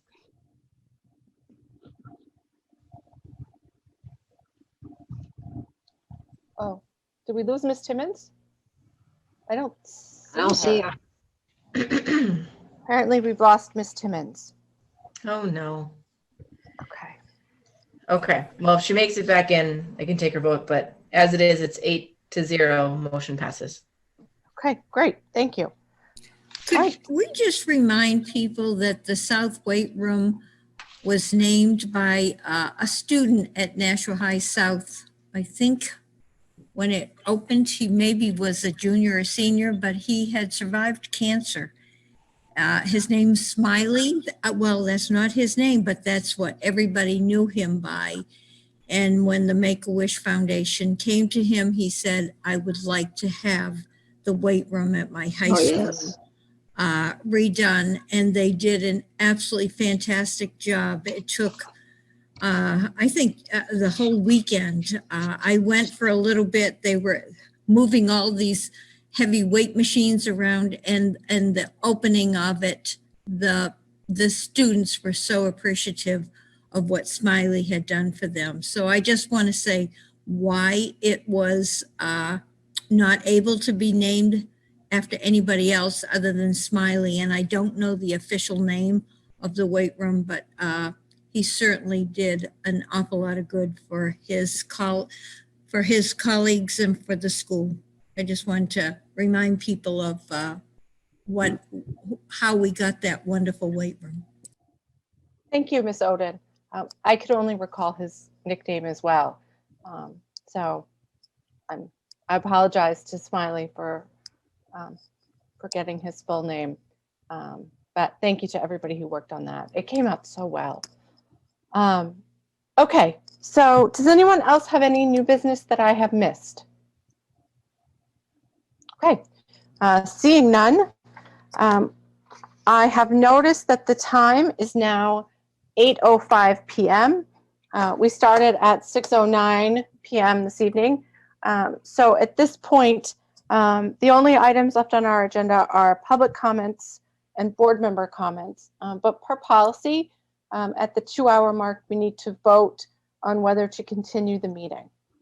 So I'm looking for a motion to either continue the meeting for 30 minutes or simply to do those 2 items, or I'm looking for a motion to adjourn. Ms. Gilio. I motion that we extend the meeting for an additional half hour to allow for the 15 minutes of public comments as well as board member comments. Okay, do we have a second? Second. I'm sorry, a second from Ms. Oden. Okay, does anyone have any discussion on that motion? Okay, I don't see any. Go ahead, Ms. Bishop.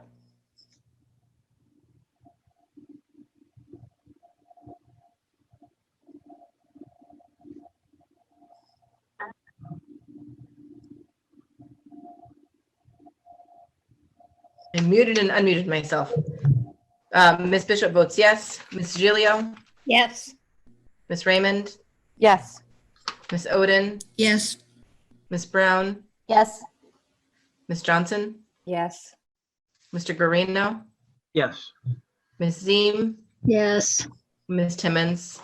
Did she come back yet? Mm-mm. Okay. 8-0. Okay, 8-0. All right, so we have come to our second public comment period. I'd like to remind everyone that public comments at this time are on any topic that people wish to share their thoughts with the board. Further, I'm asking that everyone please remember to identify your name, your address as per the right to know law, and also to keep your comments brief so that everyone gets a chance to speak who wants to speak. I know it's difficult to get everybody in there. Hold on, I have an announcement in the chat. I don't know what that means, so I'm just going to ignore it. Moving on. Ms. Kinsella, do we have people in the waiting room now? We do. Okay.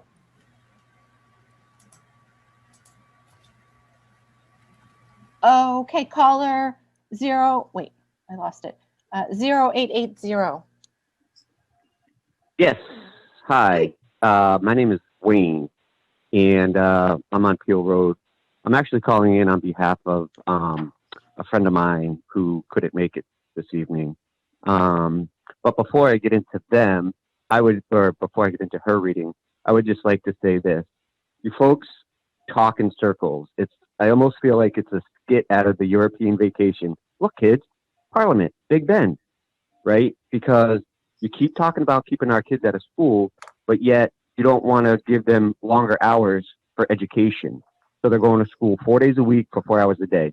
You're not meeting the 990 hours, which is negligent. But anyway, on that note, I'm just going to read on behalf of my friend, who is a Nashua resident. Her name is Sarah, and she is on Percheron Circle.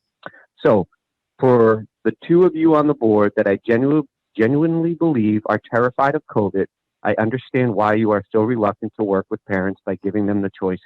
However, I have to challenge your fear with some practical thoughts. Your fear of COVID, which has a 98% recovery rate, is causing a lot of children major mental health issues that could otherwise be avoided. The recovery rate for suicide is 0%. Let that sink in, 0%. This entire BOE will have blood on its hands should a child harm themselves due to you shutting down every single option brought to you by principals, other board members, and parents. To the two of you who I know have your eyes on bigger political positions like the Board of Aldermen and state rep, I won't call you out specifically, at least not yet. You have made this completely political and just towing party lines instead of doing your job that you promised to do in valuing our children's needs. You have made our children suffer so you can just coast and move on to try to get elected to your next position. You have been total cowards in the name of politics and pretending that it is concern for our children's safety.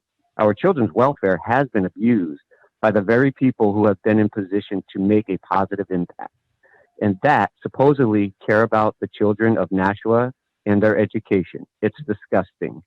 Now, let's talk about the real issue, staffing. Can you all stop pretending that these kids aren't in school because of COVID and just be honest for once? This is a staffing issue.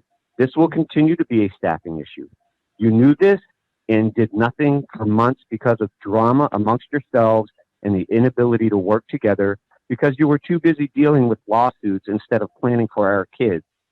You should have brought back the position of the sub-coordinator last spring to oversee the automated system and help to ensure we have had enough coverage when teachers have to come back to school. You have done nothing but lie to all of us about what the real reasons are for not getting back to school. It was never PPE, it was never COVID, it was staffing, and it could have all been avoided. Stop lying and start trying. What you have done is criminal, and you should never be able to hold any office with any power ever again, especially when it comes to children of this district and our Nashua community. Thank you.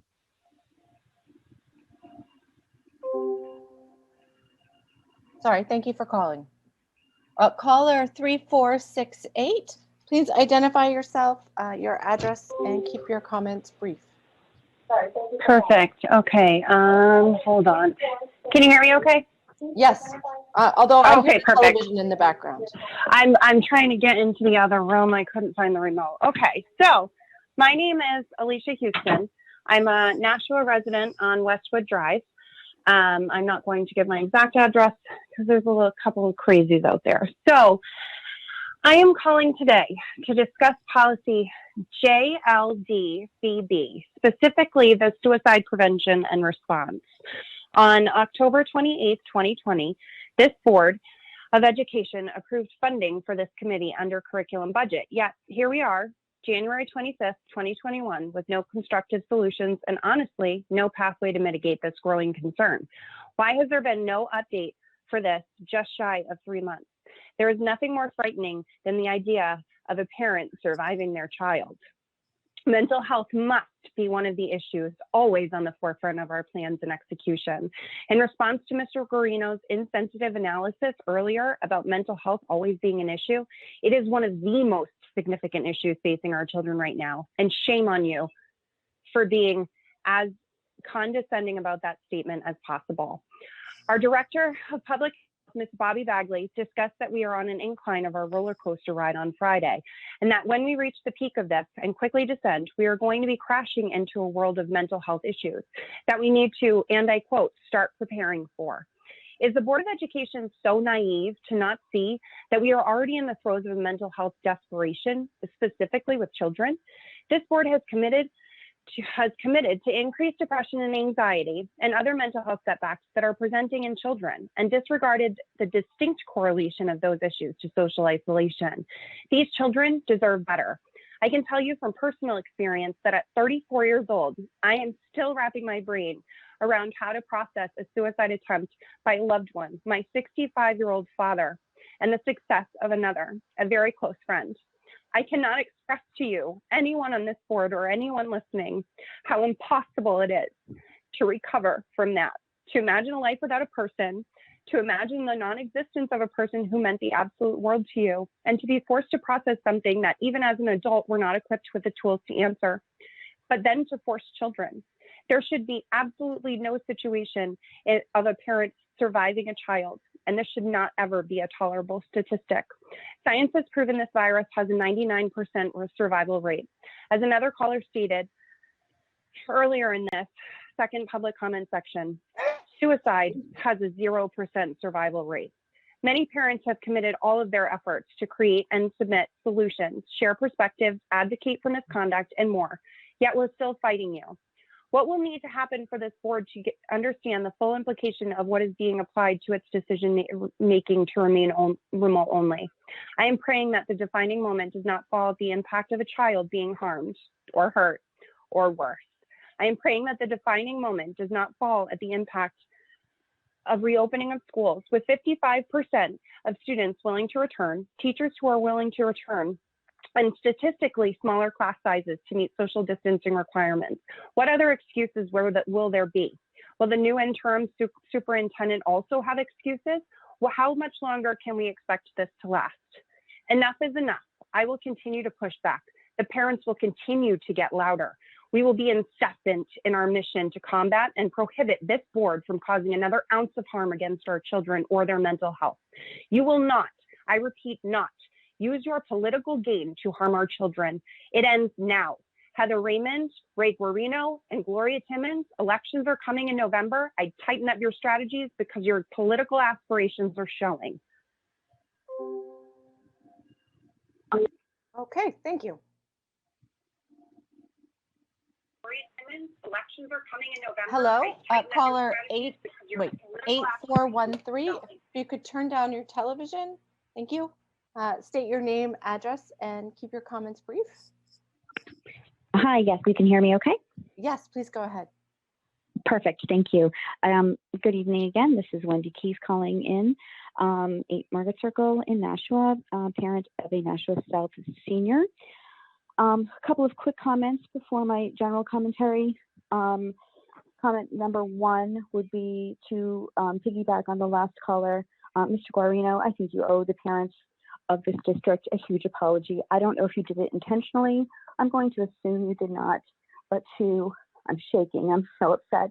My phone has been blowing up with texts about this to say that you really hope that parents continue to care about emotional problems and childcare problems after the pandemic is over, because we didn't seem to care about it before COVID hit. Was extremely insensitive, beyond insensitive, especially with the rise of the emotional toll that is taken on the children that are remote learning right now. The New York Times 2 days ago reported on the fact that the Las Vegas Public Schools has immediately decided to go back to in-person learning due to 2 suicides in their district, which is tragic and awful. And I really hope that we're not being active after the fact. And I hope that you start acting proactively for your constituents, 55% of which are begging to be back in school.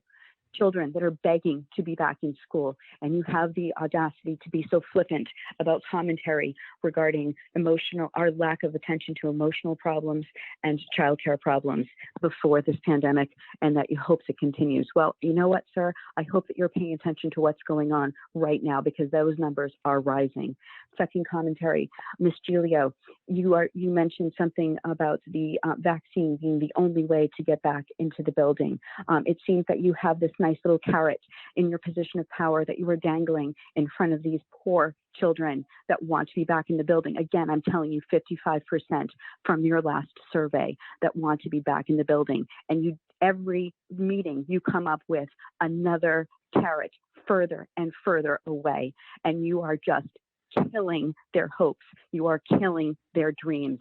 And you laugh as you say it's too late and you want to get off the board meeting at the last meeting. The message you are sending to this city is abysmal. My general commentary is about the seniors. I was a little disappointed that that information didn't go out before the meeting. Some of us did get it from the advisors, the senior advisors at both of the high schools. We are running into a lot of roadblocks because of funding that was not allowed to happen for the senior class because they missed out on their entire junior spring and the whole fall, so fundraising. And we're looking at, you know, having these events for them at the end of the year.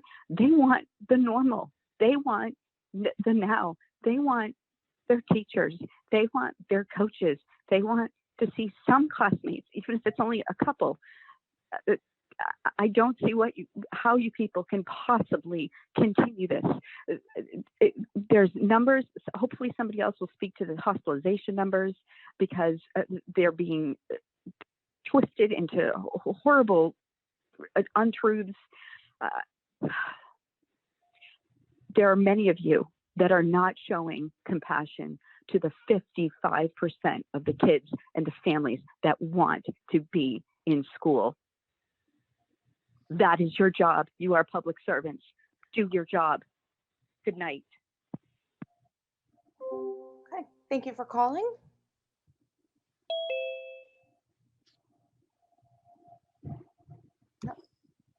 Ms. Pearl, are you with us? I am. I'm here. Thank you. First, my name is Caitlin Pearl. I live on Lutheran Drive in Nashua. We live in a multi-generational home. I have two parents over the age of 65, my mother with multiple health issues. That's not the concern of the board. You weren't elected for that. You were elected for students. Mr. Garino, your comments broke my heart. I have been concerned with my children's mental health since 2003 when I had my first son. I have 3 children that suffer from anxiety and other issues. I will always care for their mental health. Shame on you for your comments.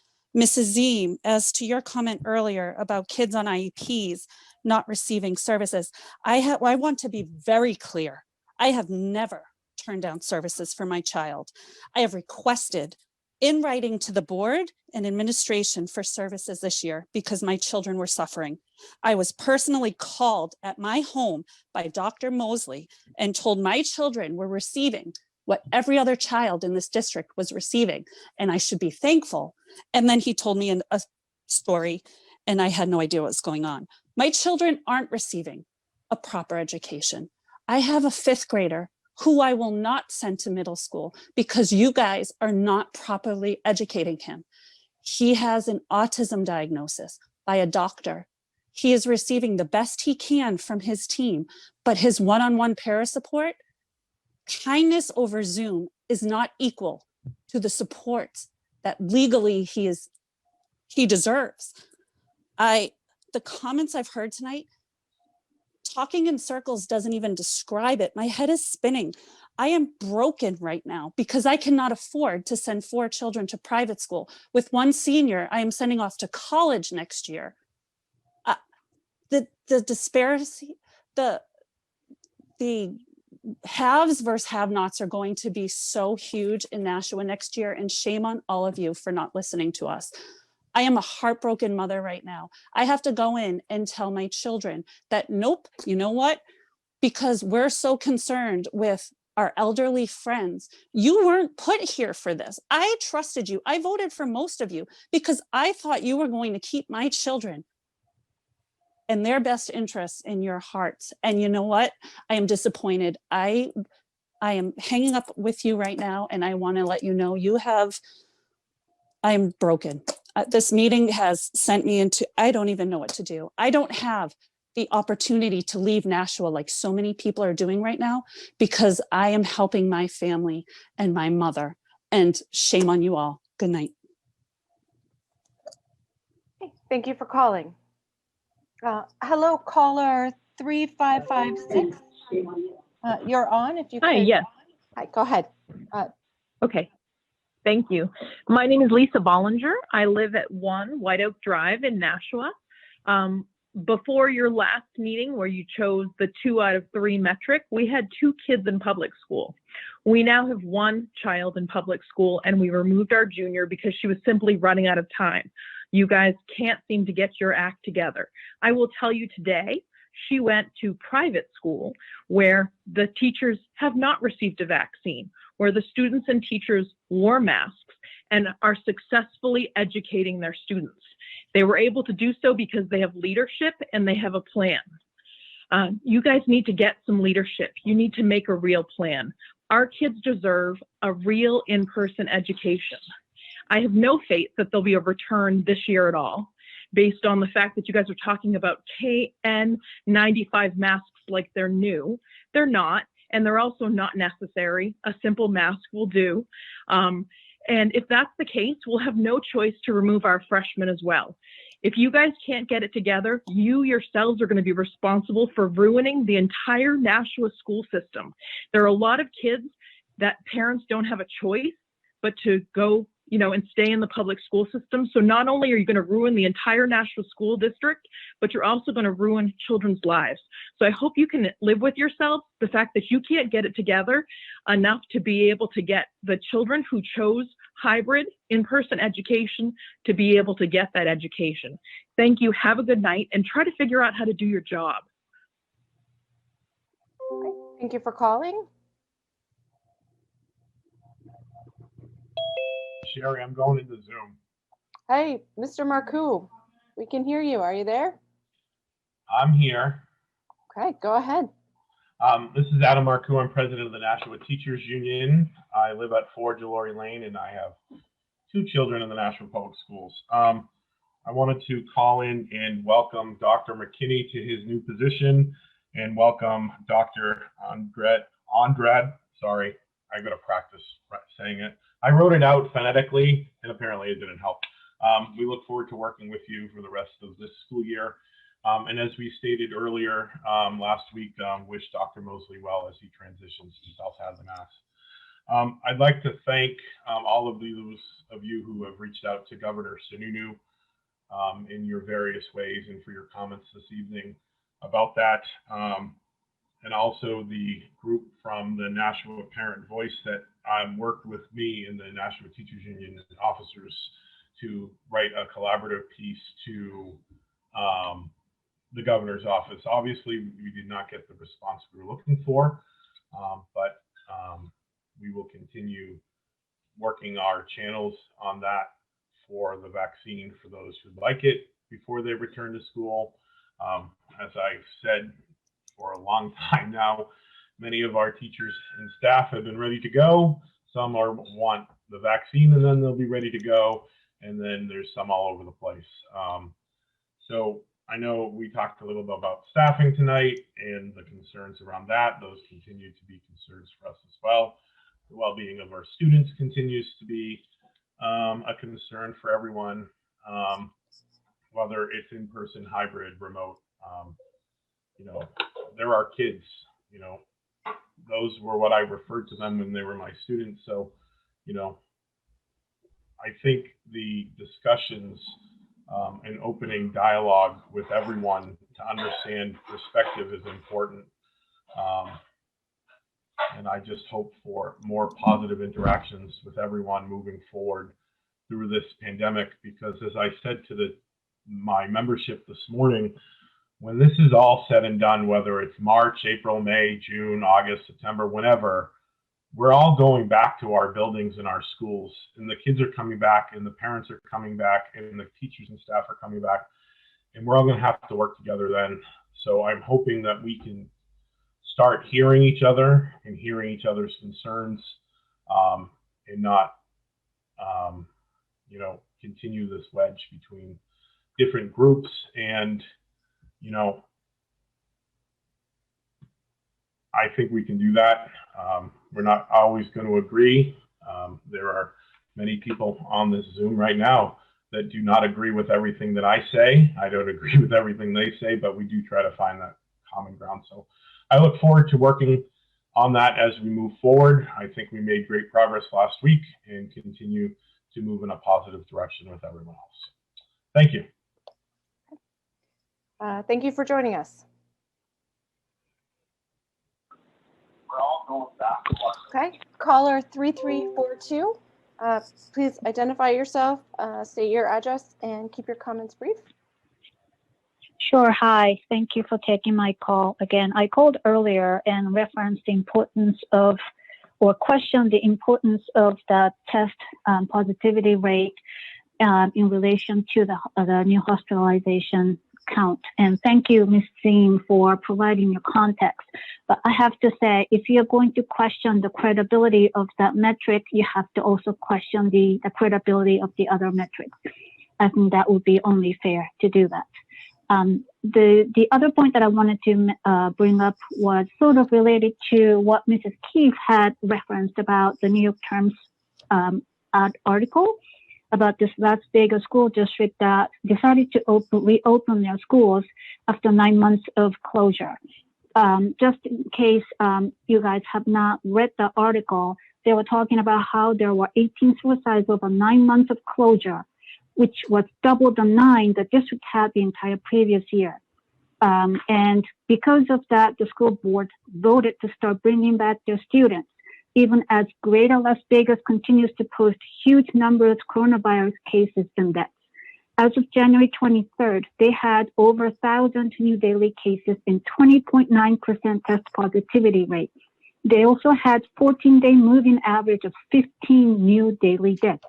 Even with that metric, they decided to reopen schools. So you have to think about why they are doing that.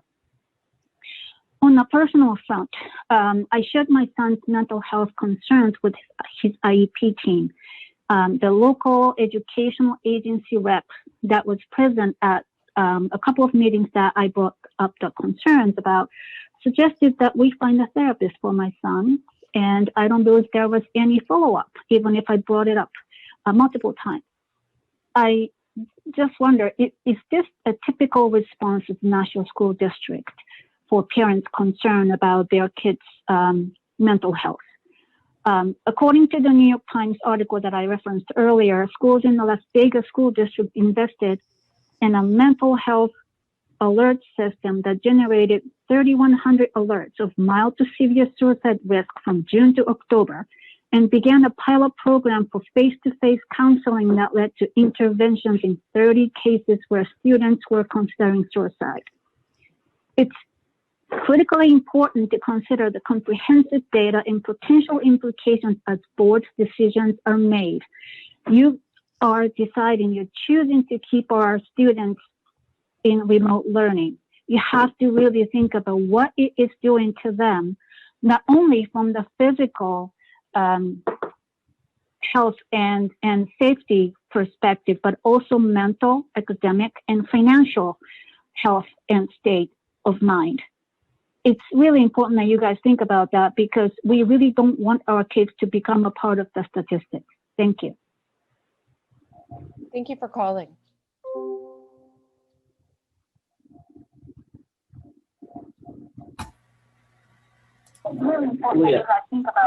Hello, caller. How many times have you emailed your teacher? Caller 1036. Yeah.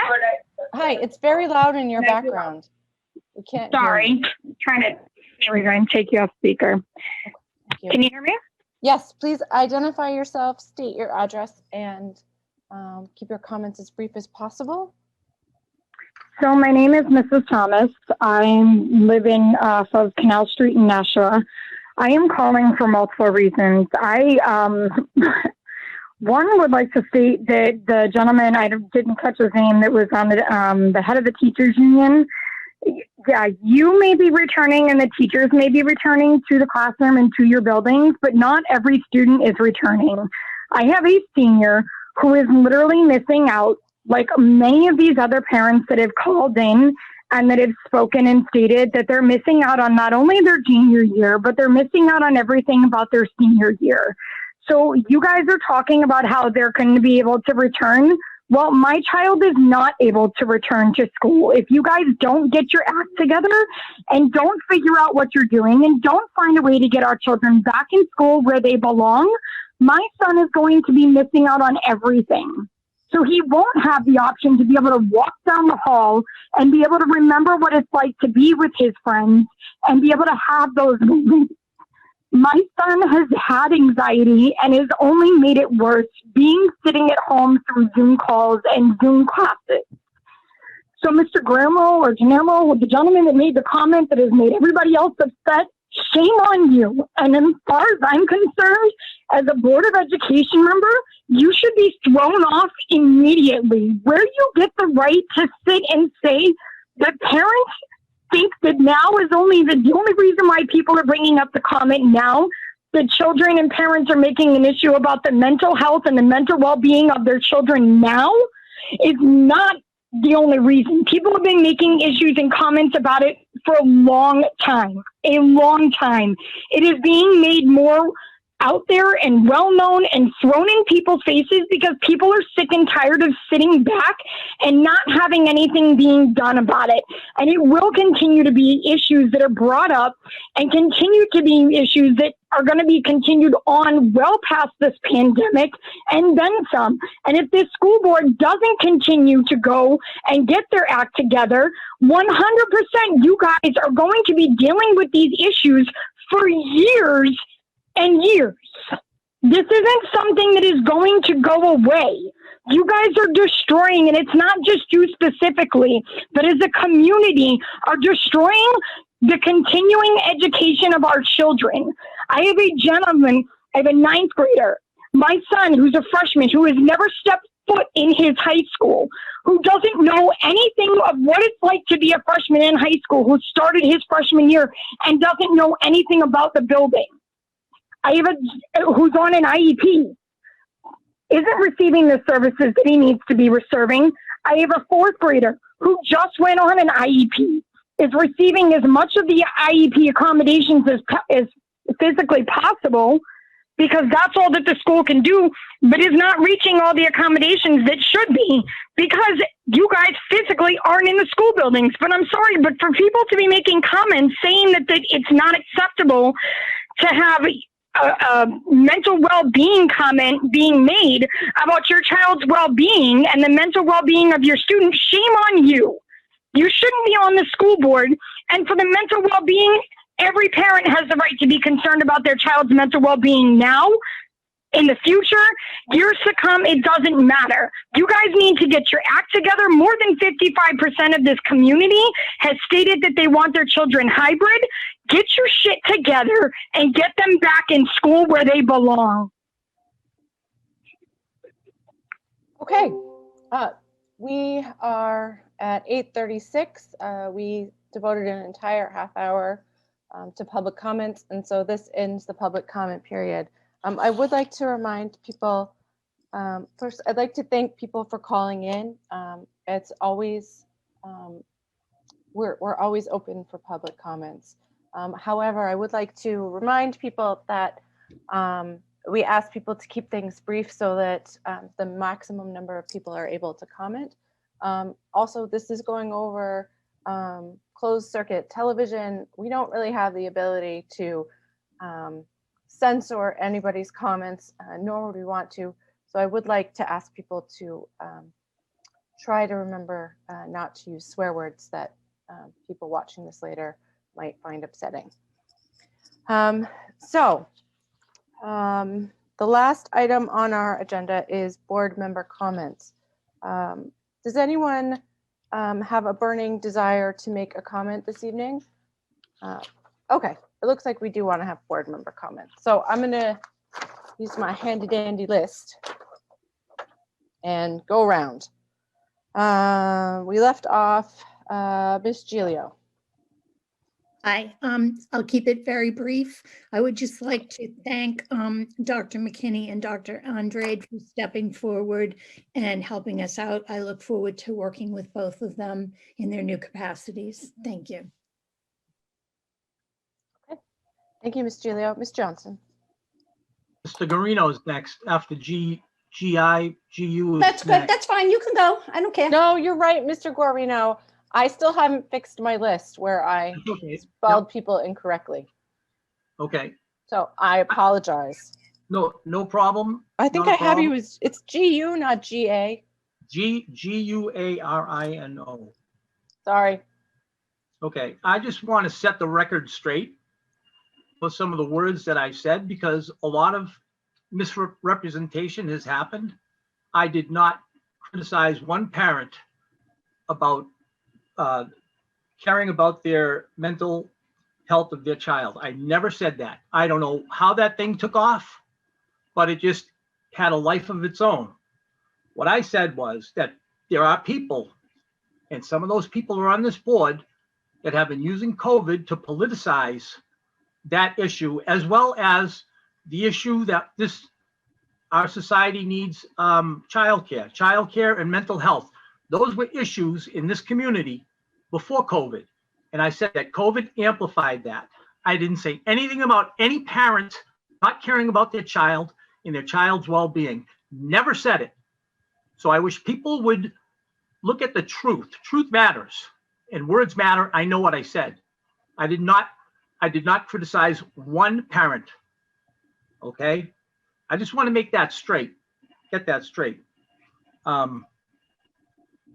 Let's not politicize this issue. And when this pandemic is over, I want to see this community and I want to see board members take up this issue of mental health, because it's going to be an issue afterwards. It was an issue before, it's going to be an issue afterwards, as well as childcare. We need childcare too. And that's with or without COVID. Now, having said that, and I hope I set the record straight, I just want to say a couple of words really quick. I just want to tell you what teachers told me. Teacher told me that she is making the best of her situation. That's what she said. And another teacher told me that either you're part of the problem or you're part of the solution. Let's be part of the solution. I hope that I can look back at this and say that I was part of the solution, because what we are trying to do, we're trying to keep the community safe. That's what we're trying to do. It isn't easy. It's hard. It's hard for all of us. And Ms. Timmons is not here because she had some personal business to take care of. She has people in her family that need her. So she left because of personal reasons. And that's all I'm going to say. And I just want people to remember, if you're in our buildings, if you're in the school buildings, please mask up. If we have these masks in our buildings, as Mr. Donovan said, I hope that our custodians, our food service people, our teachers who are in there now, our students, I hope that we're using them. It's very important to mask up. Let's be part of the solution and not part of the problem. And with that, I hope everybody stays healthy. And I want to congratulate Dr. McKinney and also Mr. Andrade. Thank you for stepping in for us. Thank you. Thank you, Mr. Guarino. Now, Ms. Johnson. Yeah, I guess J comes after G, no offense. I would first, before I make my comments, Dr. McKinney, Dr. Andre, I look forward to working with you, and let's get this district back where we need to go. Let's get those seniors back into the high school, and let's get a plan in place, because the parents are angry. And I, as a tax-paying citizen, I don't have any children in the system anymore, but if I did, I'd be fighting just like I am now, like I did before. Let's get these kids what they need before we have any suicide in this district. It's a shame. No parent should ever have to bury their child. It's hard enough when they've got to bury their parents. I hope the comment about politicizing, some people are politicizing COVID. It's not me. I do my homework. I also have on my iPad here what I found before. A healthy doctor died 2 weeks after getting a COVID vaccine. CDC is investigating. This is a reputable paper, not unless it's fake news, from the Southern Florida Sun Centennial. I can't read anymore. I need new glasses because of so much zooming here. You know, if we're looking for that cure on the vaccine, there's no guarantee with a vaccine. There's no guarantee with anything in life except for death and taxes. That's what my mother used to always tell me. Death and taxes is a guarantee in life. If we're waiting for that vaccine for teachers to get back in, well, you know what? We can't keep people out. And I'm sure there's teachers that want to get back in also. I read emails from teachers that want to get back into the classroom. And they're not talking about the vaccine. We've got parents that want these kids back in the classroom. I took notes after notes tonight. Look at this. From first and second public comment. Can these parents be any angrier? These are people that pay their taxes also. If I was them, I thought a tax revolution here. Far be it for me to say anything here, but I wouldn't want to pay my taxes. I didn't want to pay it before. What am I getting for it? What am I getting for it as a member of the board? That we can't make it. We can't come to a decision here. Okay, the old superintendent's gone. Now we've got 2 interim for the elementary and for the district. Let's all of us roll up our sleeves, come to the table without the Zoom, social distance. I'm sure we can find some place to social distance in the high school. And as far as masks, there's an ordinance in Nashua that says you have to wear a mask into any building in Nashua, whether it's a city building or a private building. You have to go in with the masks. So if you didn't read that ordinance, it's there, definitely there. The psychologists, I mean, they're going to be working overtime with these kids. And again, I want to see the enrollment of how many students have left the district now, because the problem's going to be, we're not going to have to worry about filling up these schools. We'll probably be able to send kids, close down one school, send kids into another school and have classroom space. And we keep building on junior highs. I pray to God that nobody gets sick, and I hope we get these kids back into school sooner rather than later. And let's all sit down around the table, roll up our sleeves, and get something going here for these kids. It's about time. Enough is enough already. And I want to thank all the parents for calling in. Okay, thank you, Ms. Johnson. Ms. Oden? Thank you. I want to encourage Dr. Andrade and Dr. McKinney to ensure they join the New Hampshire School Administrators Association. I think that's a good resource for both of you, and it would be for our district. Dr. McKinney, I don't know if you already belong to that. I believe the previous superintendent did, but it would be nice for you to be able to pick the brains of those superintendents who have already dealt with going back and are dealing with it. They might be able to give you some hints as to what they found the most challenging and some of the solutions they found to those challenges. Also, I think we should touch base with childcare providers. I know the Adult Learning Center is providing childcare, at least out in Hollis that I know of, and probably some other school districts. I think we need to get ready to go back. I think the numbers will be going down here, as you see in a lot of the state. And I think we need to be ready. Certainly the elementary schools don't look like they have a large staffing issue, seeing where you have multiple teachers at each grade level. Psychologists has been a problem for a few years now. I know 2 years ago or 3 years ago, we found the money for a couple more psychologists in the district, and that might have to be a priority in this budget when students go back, because several of them are dealing with emotional issues. I would just like to wish you the best of luck in your new positions. And I want to think positive that our students are going to be back quite soon. I think they need it. There are obviously many parents who are advocating for that. There are some that are content with remote, but then a lot of those people chose remote. So I can understand the frustration of those people who chose hybrid and haven't seen it this year. So I'm hoping that our district can move forward and be prepared as best we can be for hybrid learning. Thank you. Thank you, Ms. Oden. I'm next. I just want to call people's attention to our district website. There is a new additional stops added to our school lunch bus schedule, which is on our website. You can actually just Google Nashua School Food Service, and it will bring you right up to the exact correct thing with the image.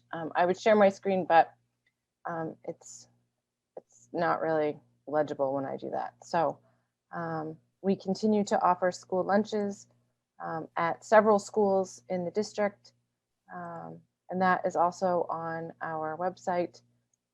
And anybody can come. I ask that if you do go get a free lunch, that you also get a free and reduced lunch form so that we can fill those out. I know I'm a broken record on it, but it's slightly a big deal. And that's pretty much it for me this evening. I think at this point, we need to give Dr. McKinney and Mr. Parker and Dr. Andrade a chance to sit down together to see where the district is and see what kinds of recommendations they can make before we make any other changes at the board level. So welcome, guys. Good luck. Next, we have Miss Timmons. She's not here. Miss Ziem. I just want to say, if I offended anybody, it was never my intention to do that. I know we're all in pain right now, but I have to believe that the best thing we can all do, we all have different opinions.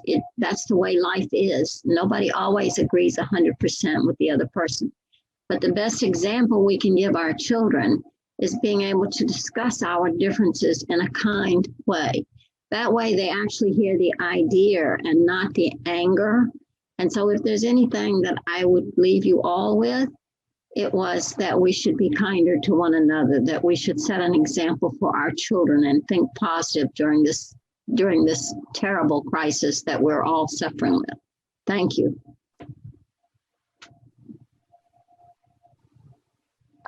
Thank you, Ms. Ziem. Ms. Bishop? Thank you. Just a quick couple of things that I wanted to say at the end of this. But first up, I want to welcome Dr. McKinney and Dr. Andrade. I'm excited for what the rest of the year is going to look like. We're a fun group, aren't we? But I also wanted to thank the paras and the teachers who are newly in schools. As of, I think it was last week, I think people are having a lot of new experiences, and thanks to the teachers who have manned the ship since September. We're all very grateful for the people who are going in, who are able to provide that educational assistance to our students. In regards to the parents that called in tonight, I really want to recognize the fears that parents have for their children's mental health and the nightmare that is teenage suicide. I think we've all been affected by the mental health of others. And I think every parent is going to fight to avoid these horrific outcomes, and rightfully so. I think we also need to acknowledge the fear that teachers and other parents are having in regards to their kids going back into the school system and contracting COVID. Everybody's worried about their own safety and the safety of their loved ones, and everybody is fighting for what they believe is what is most important to them. And I want to make sure that these fears are mitigated, and that you know that I hear you, and that I think, I think we have a good plan with the 14 days of good numbers. And I'm really looking forward to getting students back into school, especially the kids who've already signed up for hybrid. They've been waiting for this anxiously since September. I think we have a good plan, and I think it takes into account community safety. With that said, I'm excited to see the implementation of hybrid. And with that, the continued community mask wearing, the vaccine, and the public education that we are all getting. And we're going to be able to hit that 14-day mark sooner rather than later. And we can all start getting back to what is going to be our new normal. And I'm just like everybody, sick of this pandemic. I'm sick of not knowing what's going to happen next week, but at the same time, there are some kids who are thriving in this environment. And even though we have parents who, you know, are expressing a lot of emotions at us, I don't think they're wrong. If my kids were not doing well in this situation, I think I would be one of those parents calling in too. I think to even shorten that, I think what we're seeing is a lot of grief.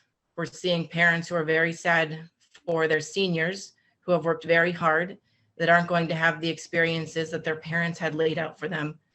You know, you grow up and you think your kid's going to prom, you think of them going to graduation. This is what you work 18 years to get your kids to. And I understand it. And I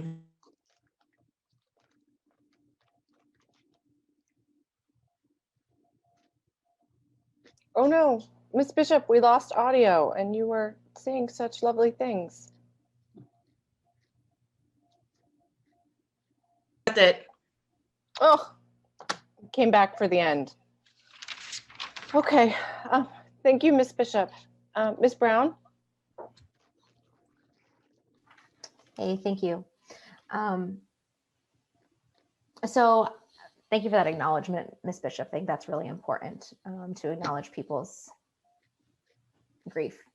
But I actually want to hopefully end this evening on a positive note. And I want to welcome our two newly promoted administrators here, along with Mr. Parker, because he's also pretty new as well. I think that we had some really great interviews last week, and the new administrators are bringing a really unique set of leadership skills to this district that I think are going to be really beneficial to all of us and blend well together to help begin our community healing and also create an atmosphere of positivity. I think everyone who's leading our district at this point recognizes the potential for growth that we have right now, and they're ready to really dig in and find some creative solutions on how we can meet student needs this year and moving forward into the future.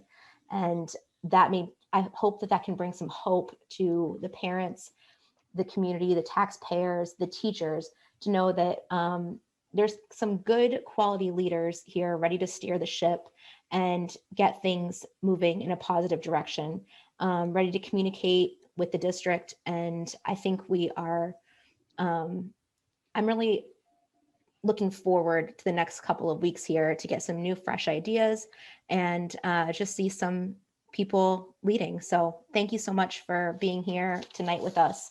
And thank you for everyone who called in. And, you know, let's give a couple weeks for everybody to get their feet underneath them. And, you know, next month we'll be rattling your cage. Thank you so much. Okay. Thank you, Ms. Brown. It's a good way to end it, I think. So at this point, if there is no other business before us, I am looking for a motion to adjourn. So moved. Okay, the motion is by Ms. Johnson, seconded by Ms. Gilio. Ms. Bishop, when you're ready.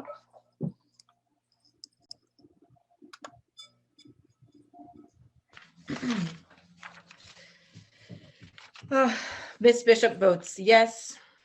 Ms. Gilio? Yes. Ms. Raymond? Yes. Ms. Oden? Yes. Ms. Brown? Yes. Ms. Johnson? Yes. Mr. Guarino? Yes. Ms. Ziem? Yes. And Ms. Timmons is not back yet. Okay. So we are adjourned at 8:57 p.m.